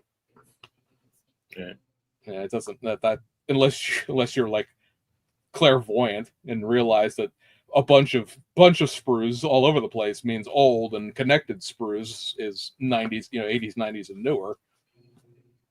And even Revell kits these days, like they're so modular that the sprues are 10, 15 parts on a little chunk, and so they can swap pieces and parts out. Those Novas, the 2006 to 2013 Mustangs, those are all, instead of being like 3 or 4 big sprues, they're 18 small sprues, so that they could swap hoods and tires and wheels and exhaust and all that stuff.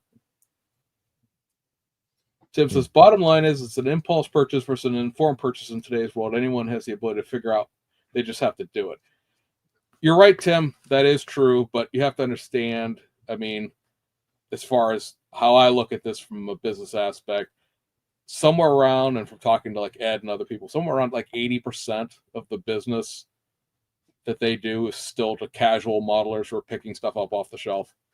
And they're seeing it when they see it. Like if you're watching this podcast, if you belong to Model Cars Magazine, if you're in a Facebook group that deals a lot with new kit news and stuff like that, you're in the like 0.5% of the most informed modeler out there.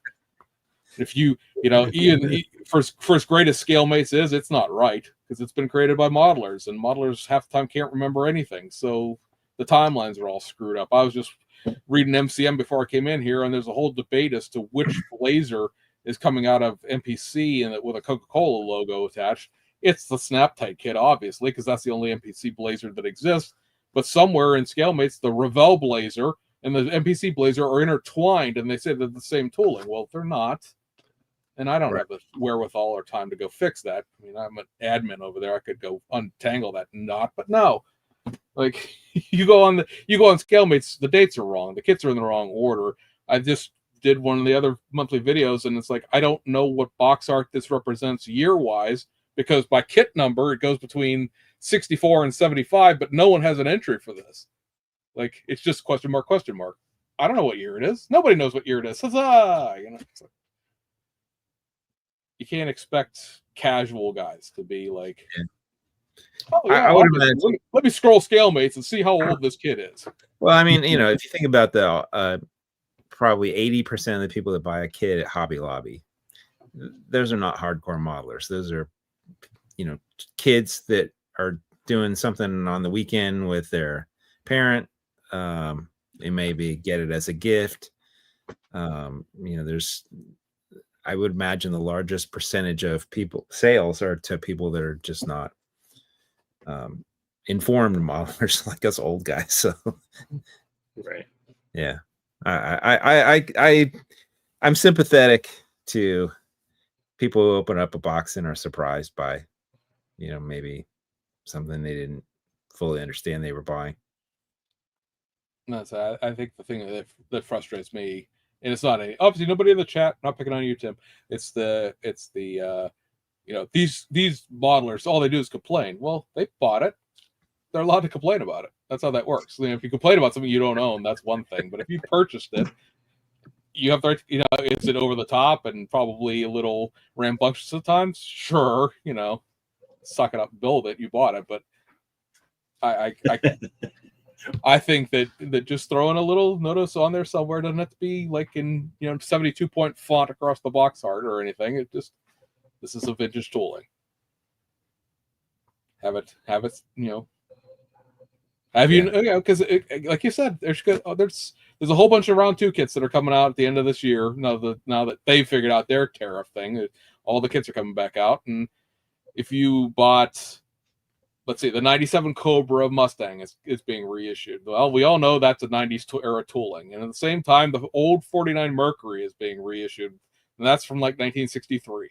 They're going to be sold side by side right with each other. There's a newer-ish Revell 49 Mercury that came out in the 2000s. So that 49 Merc by AMT, that has to be new, right? No. Right. Now, personally, I built that a couple of times. I think it's a really good, really interesting kit because of all the options that you get in the box. But it may not be what you expected it to be. And then you go online and complain, and then a bunch of moldy old gatekeepers scream at you about you're a kit assembler, not a modeler. Well, to change topics here, for anybody that joined late, unfortunately, we were going to have Terry Jessee on the show tonight, and he had some technical issues, wasn't able to log in and join us. A little bit of a bummer. But I wanted to ask you guys, I was excited to talk to Terry. I don't know him personally, but we've chatted a couple times over Facebook over the years, and I had followed him as a modeler.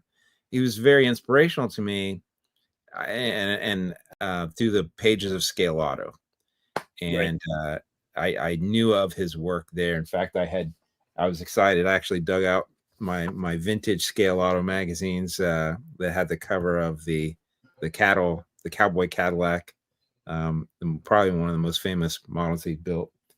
I was kind of excited to talk. I wanted to ask you guys what is your favorite Terry Jessee model? I think that yellow pickup truck with the moon eyes, the painted Calvin and Hobbes, that was probably my favorite. Neat. It even said, "This is not a decal; it's painted." Right? It's a Chevy truck, isn't it? I'm trying to remember. I know I've seen it, and now I can't remember exactly. Is it a late model Chevy? I don't. I just remember it was yellow, and yep, that one. Yeah. Let's see. It was done specifically. I have a little tiny bit of background information because he emailed me the pictures for it here. I wish he was here to explain this, but it is what it is. It was done up for this modeling book. I think this is probably a well-thumbed reference for people who still build pickup trucks to this day, even though I think this was published in 1997. Bill just passed away, a month and a half ago or so. So we're starting to lose these guys as a reference, and it's really a shame that he couldn't come on here. But as you had pointed out, he had drawn this. If I can get this to go in the order I want it to. He had drawn this by hand, copying it obviously from the comic strip.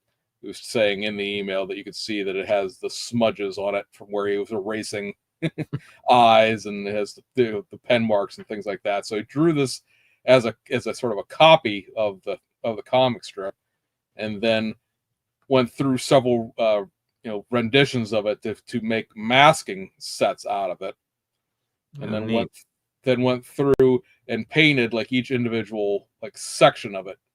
Oh wow! One by one by one. So brush painted it. Wow. So the shirt is done here along with Calvin's or Hobbes's nose, and then the baseline white was put in, and then we painted the tires orange here, and then the wagon and Calvin's hair were painted yellow, and then the background being painted black, and the skin tones being put on, and then you wind up, with the actual artwork. This is not a decal. He brush painted it. Wow, that's super cool. And I like their eyes are moon eyes. I just now noticed that. That's and then it's got the salt disc covers on the wagon as well. All right, that's cool. So, yeah, that was right when I joined the hobby, like 1997. I remember that being at the hobby shop. Let's say he started with the old AMT promo. Yeah, converted it up into this here. So obviously, he made a set of mirrors for it at some place too. Got a cowl induction hood for it. I was looking through Terry's Facebook page, and because he has a lot of his model cars, I don't know if they're all on there, but certainly a huge chunk of them. I had no idea how many I was one of the questions I was asking was how many has he built?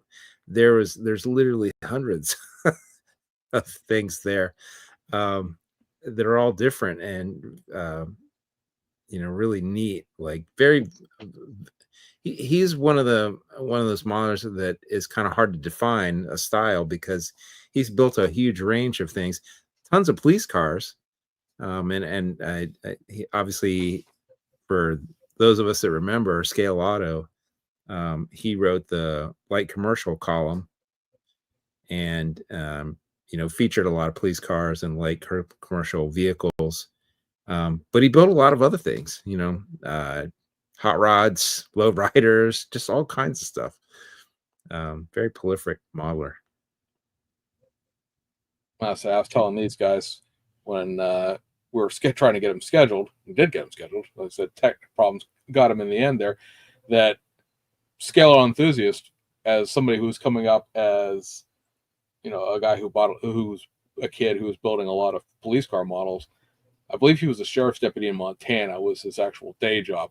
And so for him to go through and review every for a while, Scale Auto was like a monthly magazine, right? And then it became bi-monthly when Car Modeler ran the other side of it. And it was like every other month getting that thing, flipping like commercial opening. What? Because that was how you found out when new sheets of decals were in. Like he was the one that reviewed all the Chimneyville and Code 7 and all those decal manufacturers. He built the dirty old Dodge, which was, I think that's a replica of his police car. I believe you're correct. Yes. It was just featured on the cover. The date is February 1984. It's like, smell of vintage Scale Auto enthusiast magazine. Back when Scale Auto had an E at the end. All right. This one doesn't actually. Well, I mean, it's enthusiast, right? Still SAE back then, back in the Gary Schmidt days. Right. Yes, you're correct. Man, I don't know about you guys. For me, this is how I learned how to build models. Yeah. I mean, this was pre-internet, right? There was not a lot of books or knowledge on. So I scoured the pages of this over and over and over again. And this is how I learned. Just reading articles by Terry Jessee and Tim Boyd. A lot of those guys, there's no videos to watch, to show how to use an airbrush, but I could kind of read and get a sense of it. But usually just watching the scratch building skills, how to cut styrene in little pieces. I think this truck was really inspirational for me because I remember when I first saw this, I had never even considered that you could build something like that. I was used to building, I'd always built hot rods and, hadn't thought of even considered that you could build something weathered and rusty, and was like, that was the first time I'd ever saw anybody do that. I'm like, oh, that's amazing. That, to me, that opened up my mind to what you could do with a model kit, and how you could present it, and the level of realism. I was building stuff that was just, out of my imagination. I hadn't really considered scale realism, things need to be a certain thickness. They tried to be in the right scale, and the finish, that you could use weathered or matte finishes, and that really just kind of opened my mind as a young modeler, and it was very, kind of inspirational. I still haven't gotten there yet. Everything's shiny for me.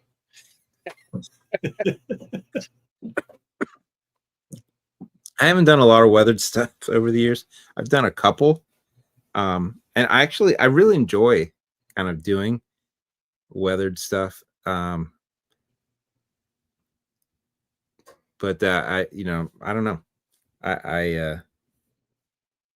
It's something I enjoy doing. It's not, I just don't want to have everything in my shelf kind of look that way. I like shiny, I like, kind of cool hot rod-y kind of things.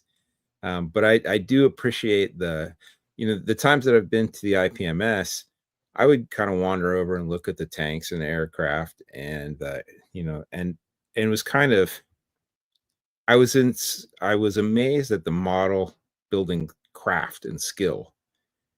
Right. I think there's a totally different set of skills, right? Yeah, it's just a very there's another world out there, and that I could borrow some of those ideas and sort of apply it to what I was doing.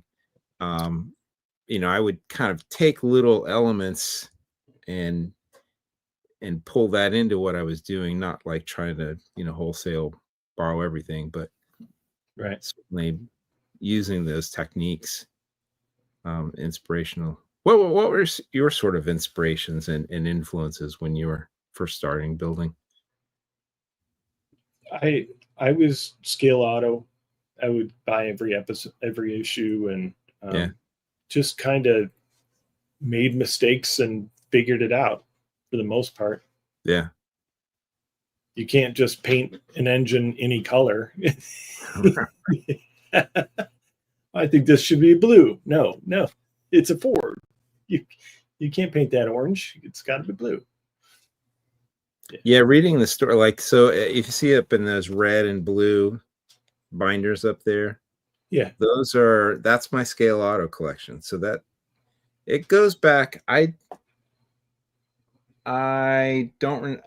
think I've got, at one point they did a reissue of the first issue or the first two issues. So I have a copy of that one. I don't have the very first original ones, but when they did a sort of a replica or a reprint of the first two issues combined, I have that. And then I think I have pretty much everything up through almost the end. And it's funny, now that I'm feeling nostalgic, like I want to dig them out and kind of look. It's been a long time since I've kind of looked through and read some of those articles. But man, as a kid, I would just pull them out again and again and again and sort of read through. And every once in a while, I'd just get them all out and just, for hours, kind of go through them. Yeah, Scale Auto was definitely a big influence. and How about you, Mr. then joining a club afterwards, that really kind of helped. Yeah. That came later when I moved to Columbus and went to college, and then I started to meet people. And but in a small town in Springfield by myself, I didn't really have anybody. I read about model car builders, but I didn't know any. I didn't have anybody to communicate with. Sorry, James. Go ahead. Well, I was just gonna say, it was the two of them. Was Scale Auto Enthusiast, and then, like I said, after a while, you got Car Modeler, which was the old black and white version of Scale Auto that came out when they went to bi-monthly. You still got 12 magazines a year that way because it was every other month they flipped back and forth. And again, I built box stock as a kid. Obviously, I started wiring and plumbing stuff towards the end of my teen years, when I started doing more and more model contests. But Terry's column was literally the first thing I opened that magazine to, because he was building the things that I wanted to build. He was building, it was a pre-internet time. So if you wanted information as far as anything, because that was, Dave Panik's still alive, that still makes light bars to a certain extent, but he was one of the first people that was producing aftermarket light bars that were actually correct light bars. They weren't the it's close enough but not a licensing violation that you got out of Revell and Lindbergh at the time, and the old it's an SHO police car, but God, that isn't anything like an actual Ford Taurus police car model that came out that had a kind of sort of, but don't call it, a Federal Jet Sonic in it. And Dave was offering the actual Federal Jet Sonic and all of the actual light bars that you needed for that stuff. And so he was reviewing those when they came in. And, that was how he always had that list at the end of the column. These are where the things came from and how to get them. And send here's nostalgia for you, right? A self-addressed stamped envelope. Send a SACI to get a price list. And then you'd have to, get in my case, get your mom to write a check to somebody that she's never heard of in Illinois to get her kids some little police car light bars. And I became good friends with Dave after that, and getting involved with the guys at Chimneyville and stuff like that. A bunch of those MS Paint days, bunch of the decal layouts that were done for some of those Chimneyville layouts, and some of it was called Scale Squads, which was a smaller company that was run out of Philadelphia. I had a hand in helping out with doing the drawings. Somebody else made the bitmap of the car, but as far as drawing out the actual decal layouts, I was the police car kid at the time that was taking pictures of that stuff. So, I had a lot of the background in drawing out those layouts. And then you'd see Terry, hey, he's reviewing the set of decals, and I had like 3 seconds of fame attached to the 2 minutes of work I did on this thing that somebody else had done, but I put in the fine details for, because I actually had the pictures for it and stuff. And so, yeah, I mean, I had a subscription to both those things. That was, those were not cheap magazines even in the day. Yeah. Even back then, let me compare to like what a Motor Trend subscription would cost you, and that was my birthday present, was having the subscriptions renewed for another year of those two magazines.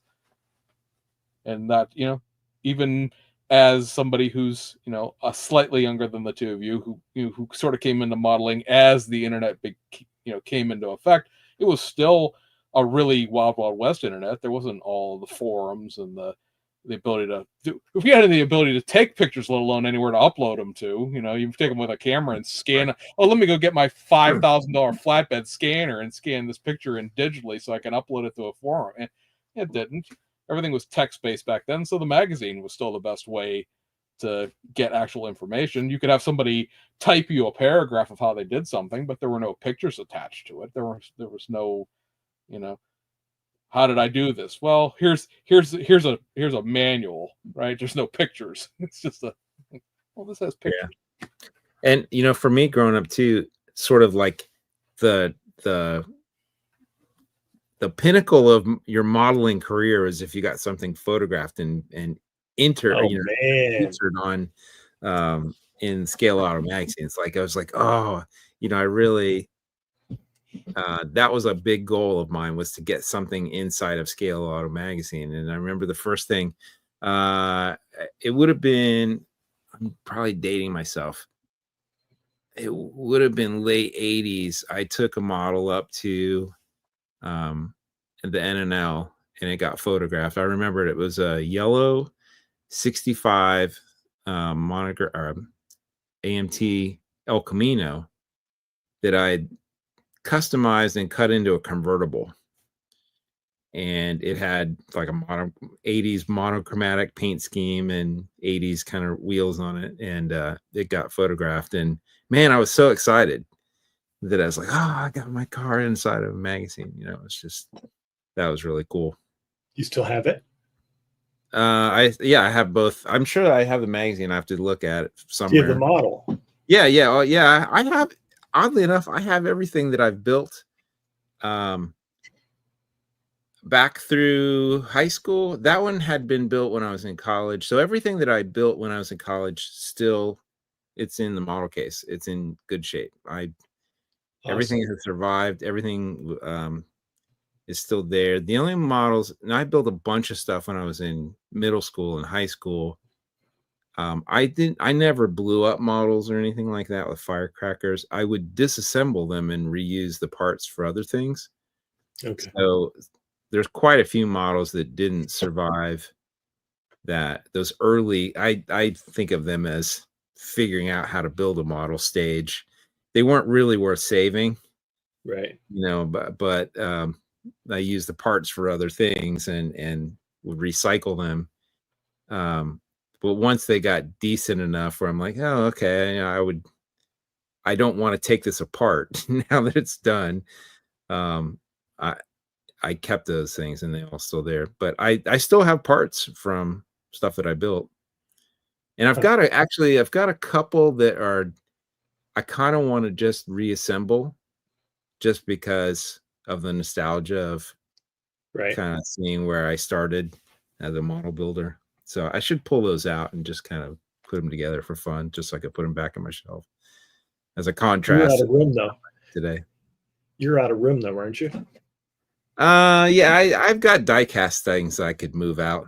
Those can live somewhere else. They don't need to live in the model car shelf. The wall of fame, right? Yeah.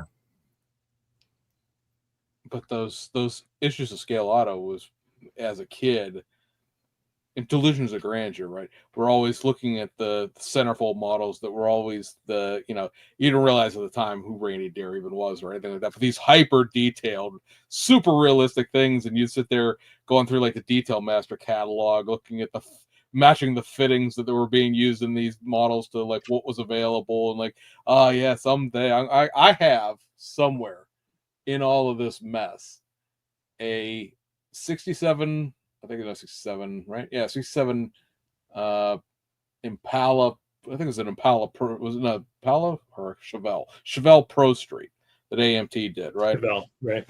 Well, the Revell and AMT both did them, and because the Revell one has that weird Corvette tail panel to it, but the AMT one was done up almost exactly like it was a dare car that the Lucas County Sheriff's Department used in Toledo at NNL. That's how I found the thing.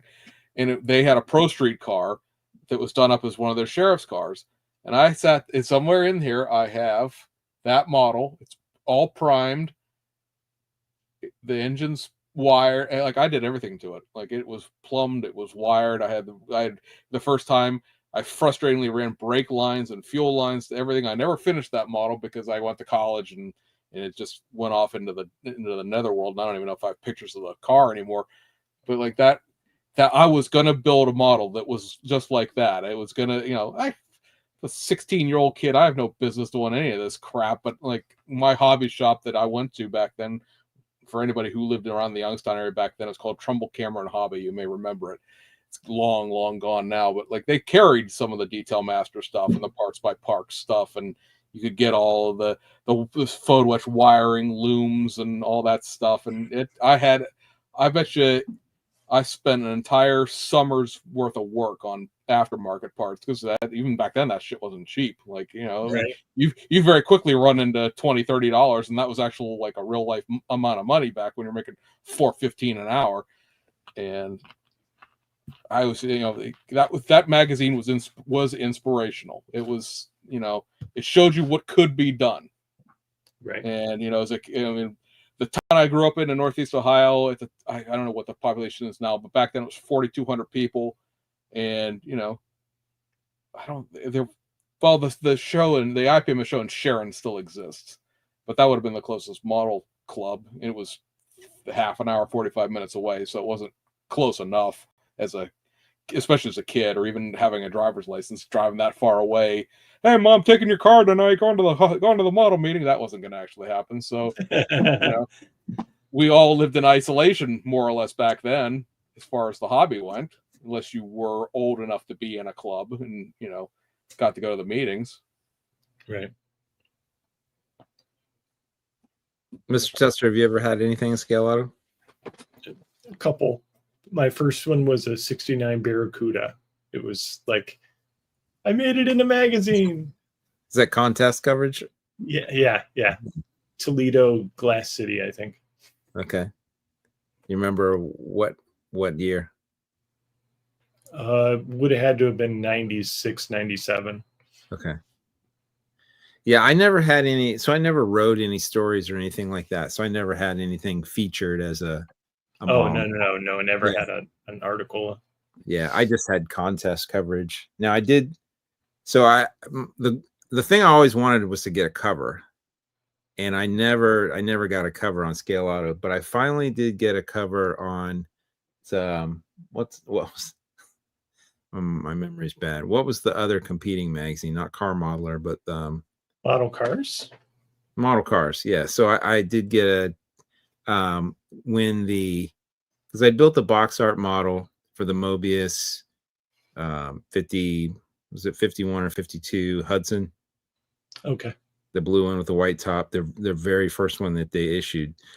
So that one I'd sent photos to Bill Coulter, and I think at that time he had some editorial influence, and I think he did a story on that kit, and that model got pictured on the cover of that one. So I finally, that's my lone cover that I ever had on a magazine. So I think I shared a cover on Contest Annual or something. Shared a cover with somebody, but never had my model on the front of the magazine. Now. Yeah, I guess mine was shared too. There was other things on there, but at least it was on the cover. Yeah, that's awesome. You have arrived, Sean. I got that BMW Z4 that I built. Got photographed at Buckeye Scale Classic the March of COVID, and so it got into the Contest Annual which is the last official Scale Auto contest. I know that to this day, Fine Scale still puts out a car version of the contest annual, but I got my model, and that was always a goal. I didn't need a cover article. I didn't need a cover. I just wanted to be in the contest annual, because that was the way you got in back then. There were so many opportunities, right? And I went to so many contests throughout my teens and 20s. And let's face it, my models were crap back then. Not that they've greatly improved, but they were especially crap back then. And that's my point of pride. I got into the last official Scale Auto contest annual. Made it in under the wire. That's right. The last minute. And here I found it. It's going to be a tiny, tiny picture, and it's not the Toledo Sheriff's Office. It's actually Maumee, which was, if you know your Toledo geography, was the town that the show was in. So it's not really pro street per se. It's more like streetified. It has like drag radials on the back, but it's very, very 90s era graphics on that. But it's an MX 7000 light bar, and this is the light bar you can get out of your. What kit had this? It was the Orange County version of the Lindbergh Crown Vic. This was more or less, the AMT Chevelle. I had a set of drag radials for the back. I have pictures of the engine. This was let me go to the next picture. This was like a Corvette show. I have no idea why this car was there, but this was a trip to NNL. And at the time, if you knew your license plates, to actually have a custom, be the police department that had to customize their license plates, you can only have one of those in the state of Ohio. And it had a radio in it and everything. I have everything to build this car. And for anybody who doesn't appreciate what a cool car this was, let me show you what another Dare car looks like in the same area. A Pontiac Transport. So not everybody's 90s Dare cars were quite so cool. That is the Dustbuster. Things the Dustbuster back in the day. It does look like a Dustbuster. Yeah. Oddly enough, when they first introduced the Pontiac Transport, I thought that was really cool looking. Because it was very unique. Kind of radically styled minivan, but it didn't age well. I like the Chevy Lumina APV because I had no grill on it. It was just straight down like the actual Lumina was. It had no grill. The Pontiac Transport had that Pontiac grill to it. And the Oldsmobile one had the Oldsmobile grill to it. Those gigantic double full blade wiper blades that those vans had on them. Those were yeah, that was GM styling run amok. They did a lot of really weird stuff back in the 80s. Yeah, for sure. It was like performance was terrible, so they didn't have anything else to do. We'll just do wild styling. It was the only way to get excitement. Speaking of, we got that Beretta coming out real soon from Revell. Round two. It's the Beretta GTZ. Oh, yeah. I wish that thing didn't have those little nub mirrors on it. those little. Oh, look, a tick bit my model. That's what I'm trying to say. Yeah, somebody needs to do an accurate set of wheels for that, because I know that the kit wheels are undersized quite a bit. And because I think that when they originally did the tooling for that kit, they were probably like 14-inch wheels. And I think by the time the GTZ version of that car rolled around, they were 16-inch wheels. But they molded what looks like the right style, but it's in the wrong size. It's too small. So back in those days, there was the GT, the GTZ, and a GTU, if I remember right. Yeah. I don't think they were all out at the same time, but like over a period of time or years, they changed. And I had a GT at one time, teal mobile. Nice. Teal wheels, teal, interior teal, pink splash graphics, everything. Nice. Yeah. Yeah, I remember the splash graphic days back in the 80s. Yeah. Cool. I'll say the GTU is how that kit came out originally. Okay. Right. Because this is the best box art ever. Hang on. Let me see if I can get this to pop up. Alluring and aggressive, guys. Alluring and aggressive. That's right. Well, I wasn't sure if I was going to buy it, but now that I know it's alluring and aggressive, I'm in. I'll say because really this is the first AMT boxing. This was actually an MPC kit. This came out like in 87, early 88, right before the companies merged, and then it was reissued in an AMT box. Yeah, that does seem like a weird thing to say on a box. Like, what? Like, it would convince me to buy it. Like, I was on a fence, but now that I know that all of those very first one of that box art, the photo retouch models, they all said something sassy. Sassy. I can imagine that they'd hired a marketing person at this company, like probably had no knowledge of cars or model kits, and they're like needed to somehow justify their job, so they added these little taglines to the box art.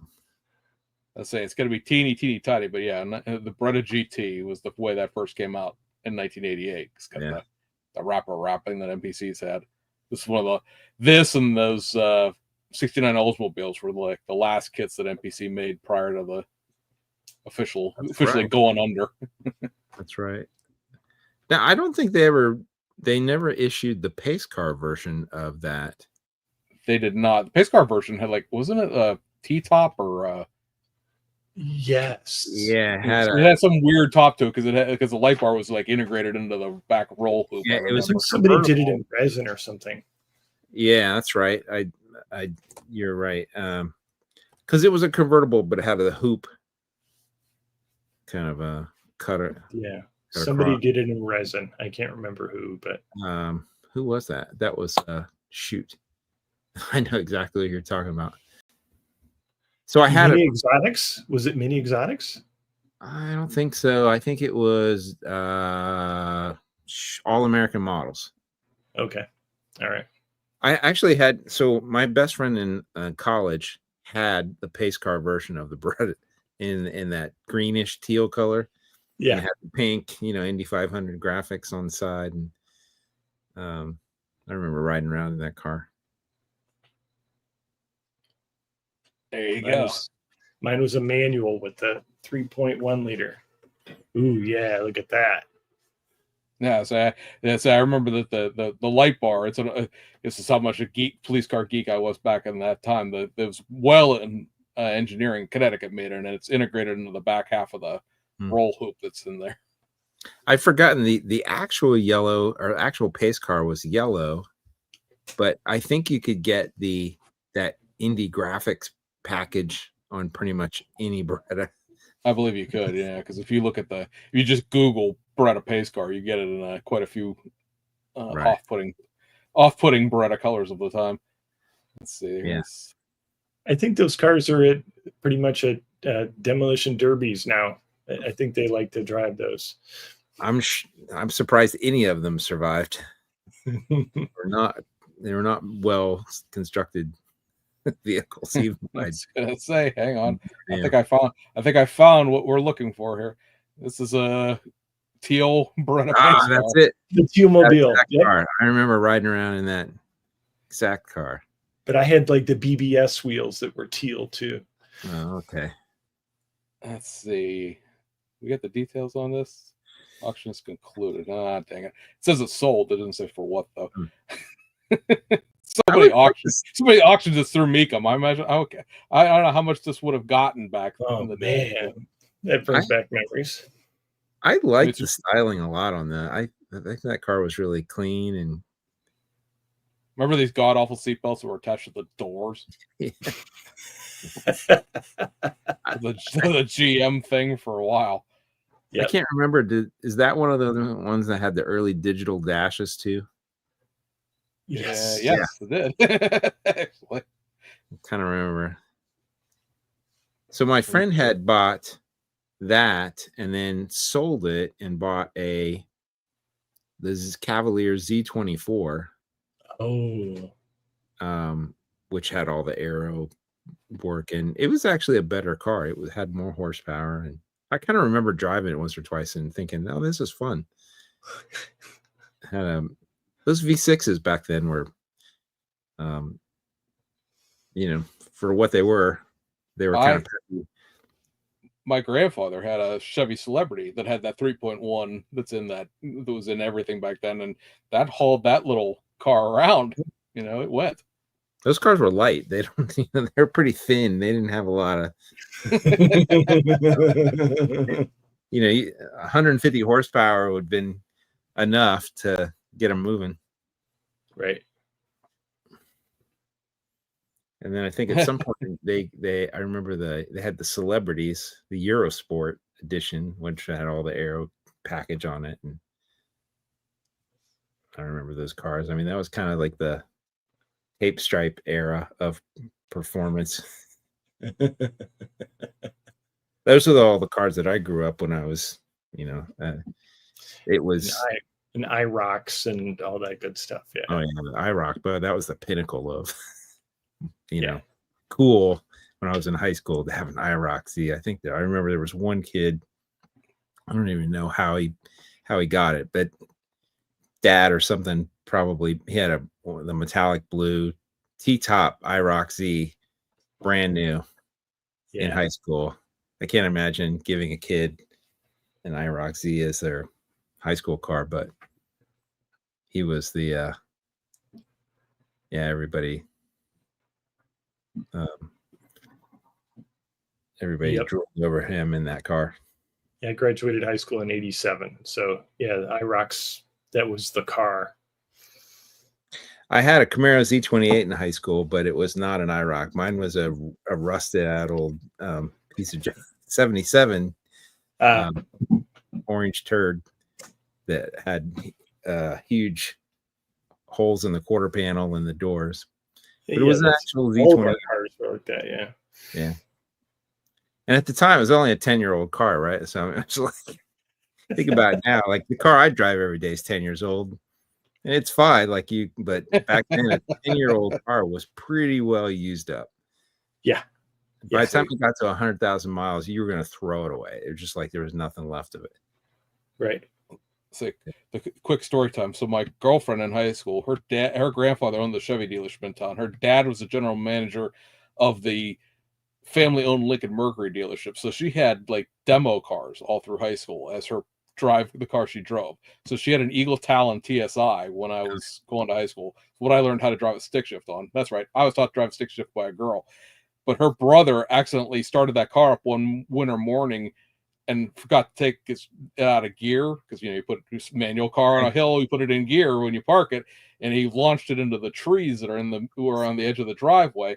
And when it got wrecked, they replaced it until it got fixed with a 93 Camaro RS, the V6 one. By the time I was in high school in the 90s, an IROC was like, that was a derogatory car, right? You had to have chains and a wife beater and be Italian to drive that car in many neighborhoods. And I never wanted that style of a Camaro until I drove that car.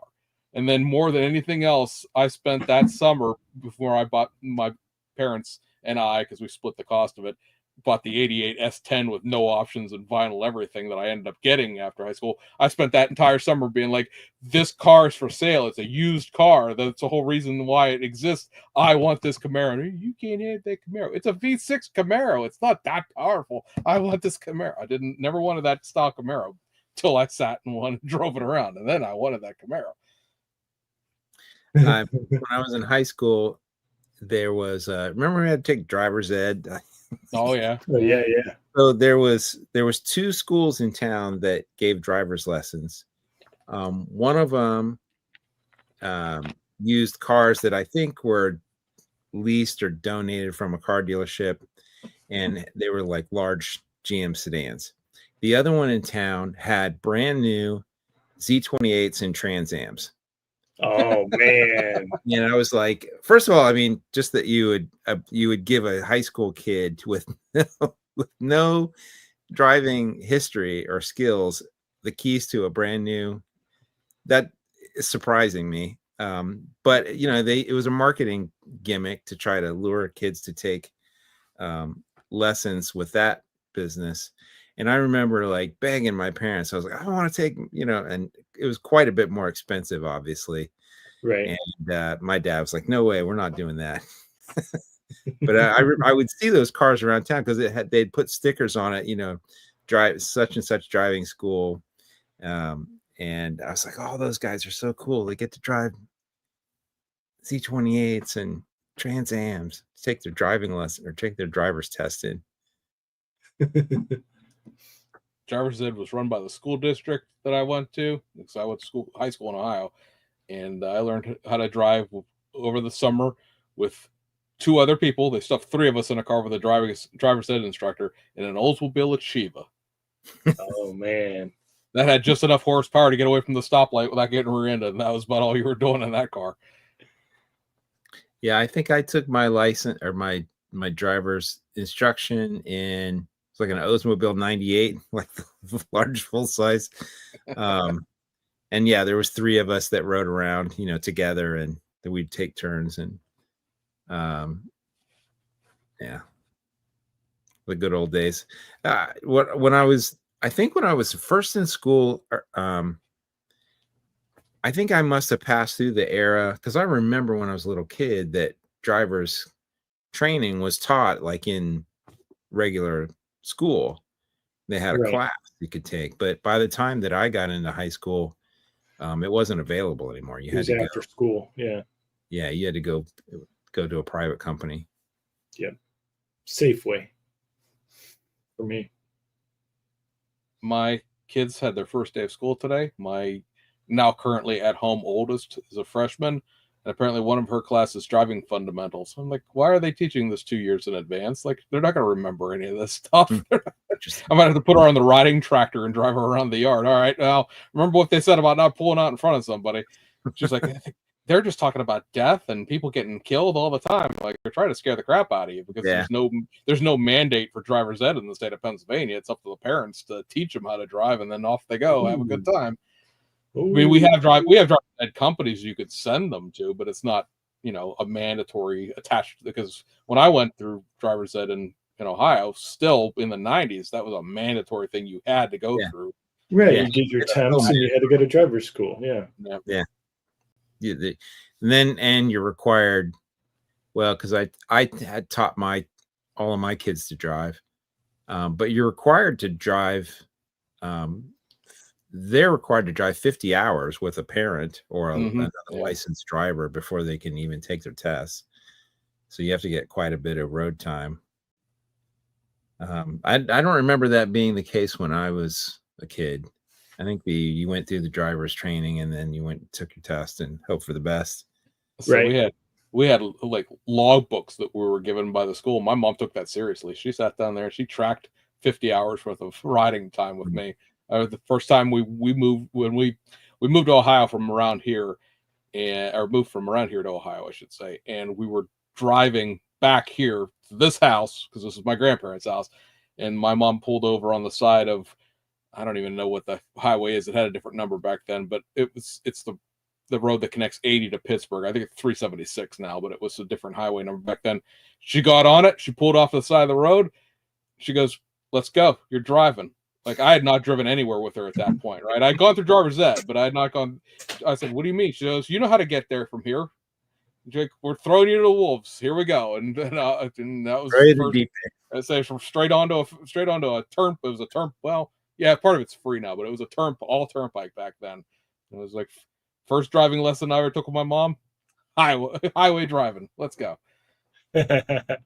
That was probably 2 hours from there to here. Like, I drove the whole way, the rest of the way down here. So we had a Chevy Malibu that my mom drove, 78, I think. And my mom taught me how to drive, basically.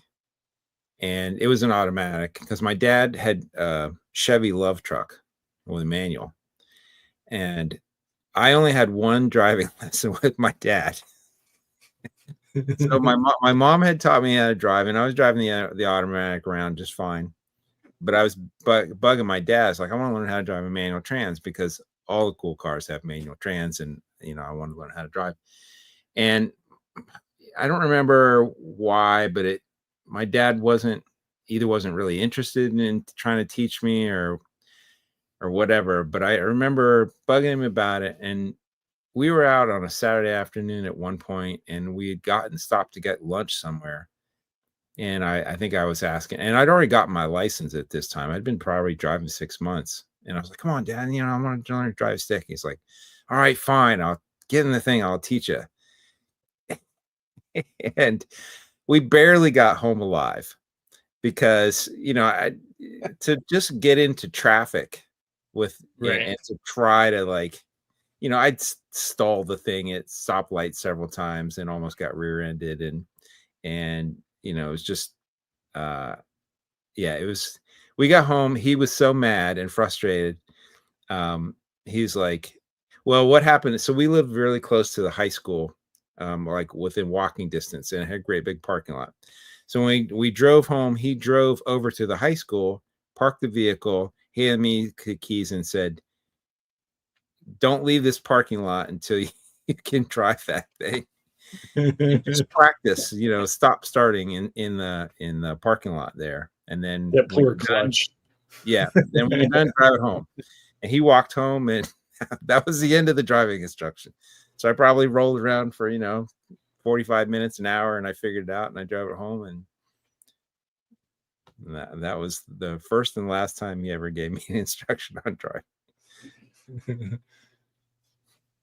All right. I know we should be going here, but I beg your guys' indulgence for this because you'll both enjoy the actual thing I'm going to show you here. So I was gone to the IPMS Nationals in Virginia at the beginning of this month. I judged the show in the automotive section, as one would expect, as the hell I know about submarines or anything like that. And so I had a couple people come up to me and say they like the podcast, which was very cool. Like, we've talked about this in the past. People walk up to you and say, hey, I recognize you, from the podcast. It's very interesting to have it happen at a place that's not a car model show. So I got placed in with, I don't know, if either one of you guys know Rocky Sink. He's from the Roanoke, Virginia area. I don't know if he comes up this way or not, but he's very, very prolific modeler down in Region 2, which is like Virginia and Eastern Pennsylvania, stuff like that. Got paired with him and a couple other people. And on my team is an OJT, which is on the job training, meaning you've never judged at nationals before. You have to go through the training program. And the is a guy named Wade Brooks, who is from Louisiana. Never met him a day in my life. Couldn't have picked him out of a 2-man police lineup, but really nice guy. And we're going around, and it's like a 3-man team, and the OJT is basically there to learn. You make them do all the paperwork and stuff like that, make them do all the writing so they learn how that all works, because it's still not very digitalized on the judging end yet. And, we're sitting there talking. And so I turn around to him at one point and I go, well, what does the OJT think about this? Because you're getting, you have 15, 18 models in a category, and you're picking 1, 2, 3, and the judging criteria is very stringent. This is the nationals after all. And, I realized that the guy has a pretty decent eye for what we're looking at, right? So he's like, oh, thanks, and eventually Rocky entered 7 different categories. He won several awards and got a bunch of other podium places, but he ran out of things he could judge as a team lead, because now we're in categories that he had models in, right? So now I'm team lead, and Wade is basically now promoted to third banana on this judging team, and we go around and we judge a couple more things. And so we get around to the end of the show, at the end of judging, and now we're judging best automotive, which is based on whoever wins first place throughout these 25 different categories.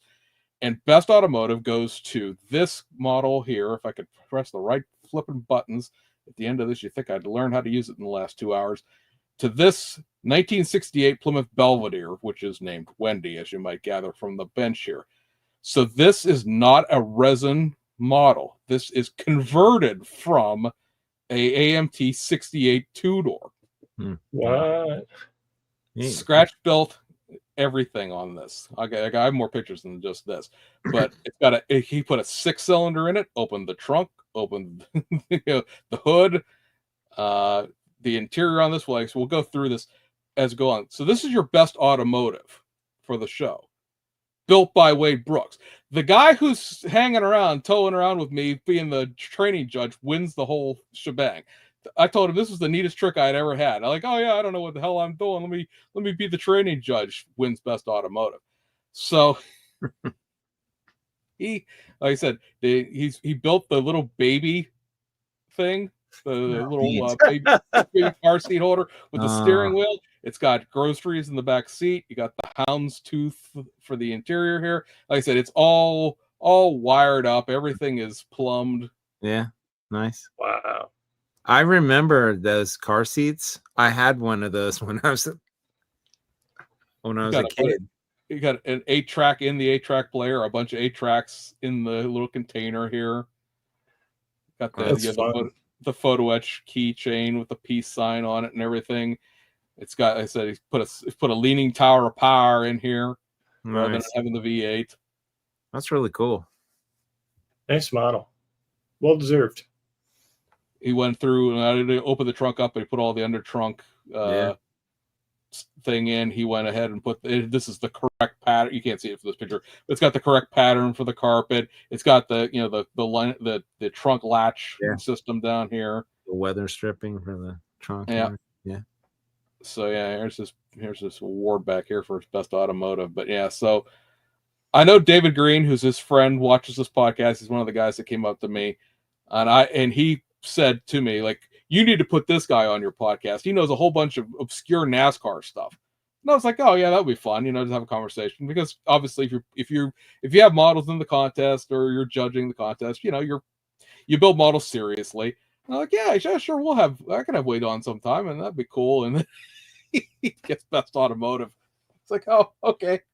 Neat trick, Wade. I appreciate I don't know nothing as I walk out of here with I don't know how close that came to winning best of show necessarily, because obviously you got best of all the other categories go to get mono and mono for best of show, but it was my laugh festival. It was my OJT judge won best automotive. Huh, cool.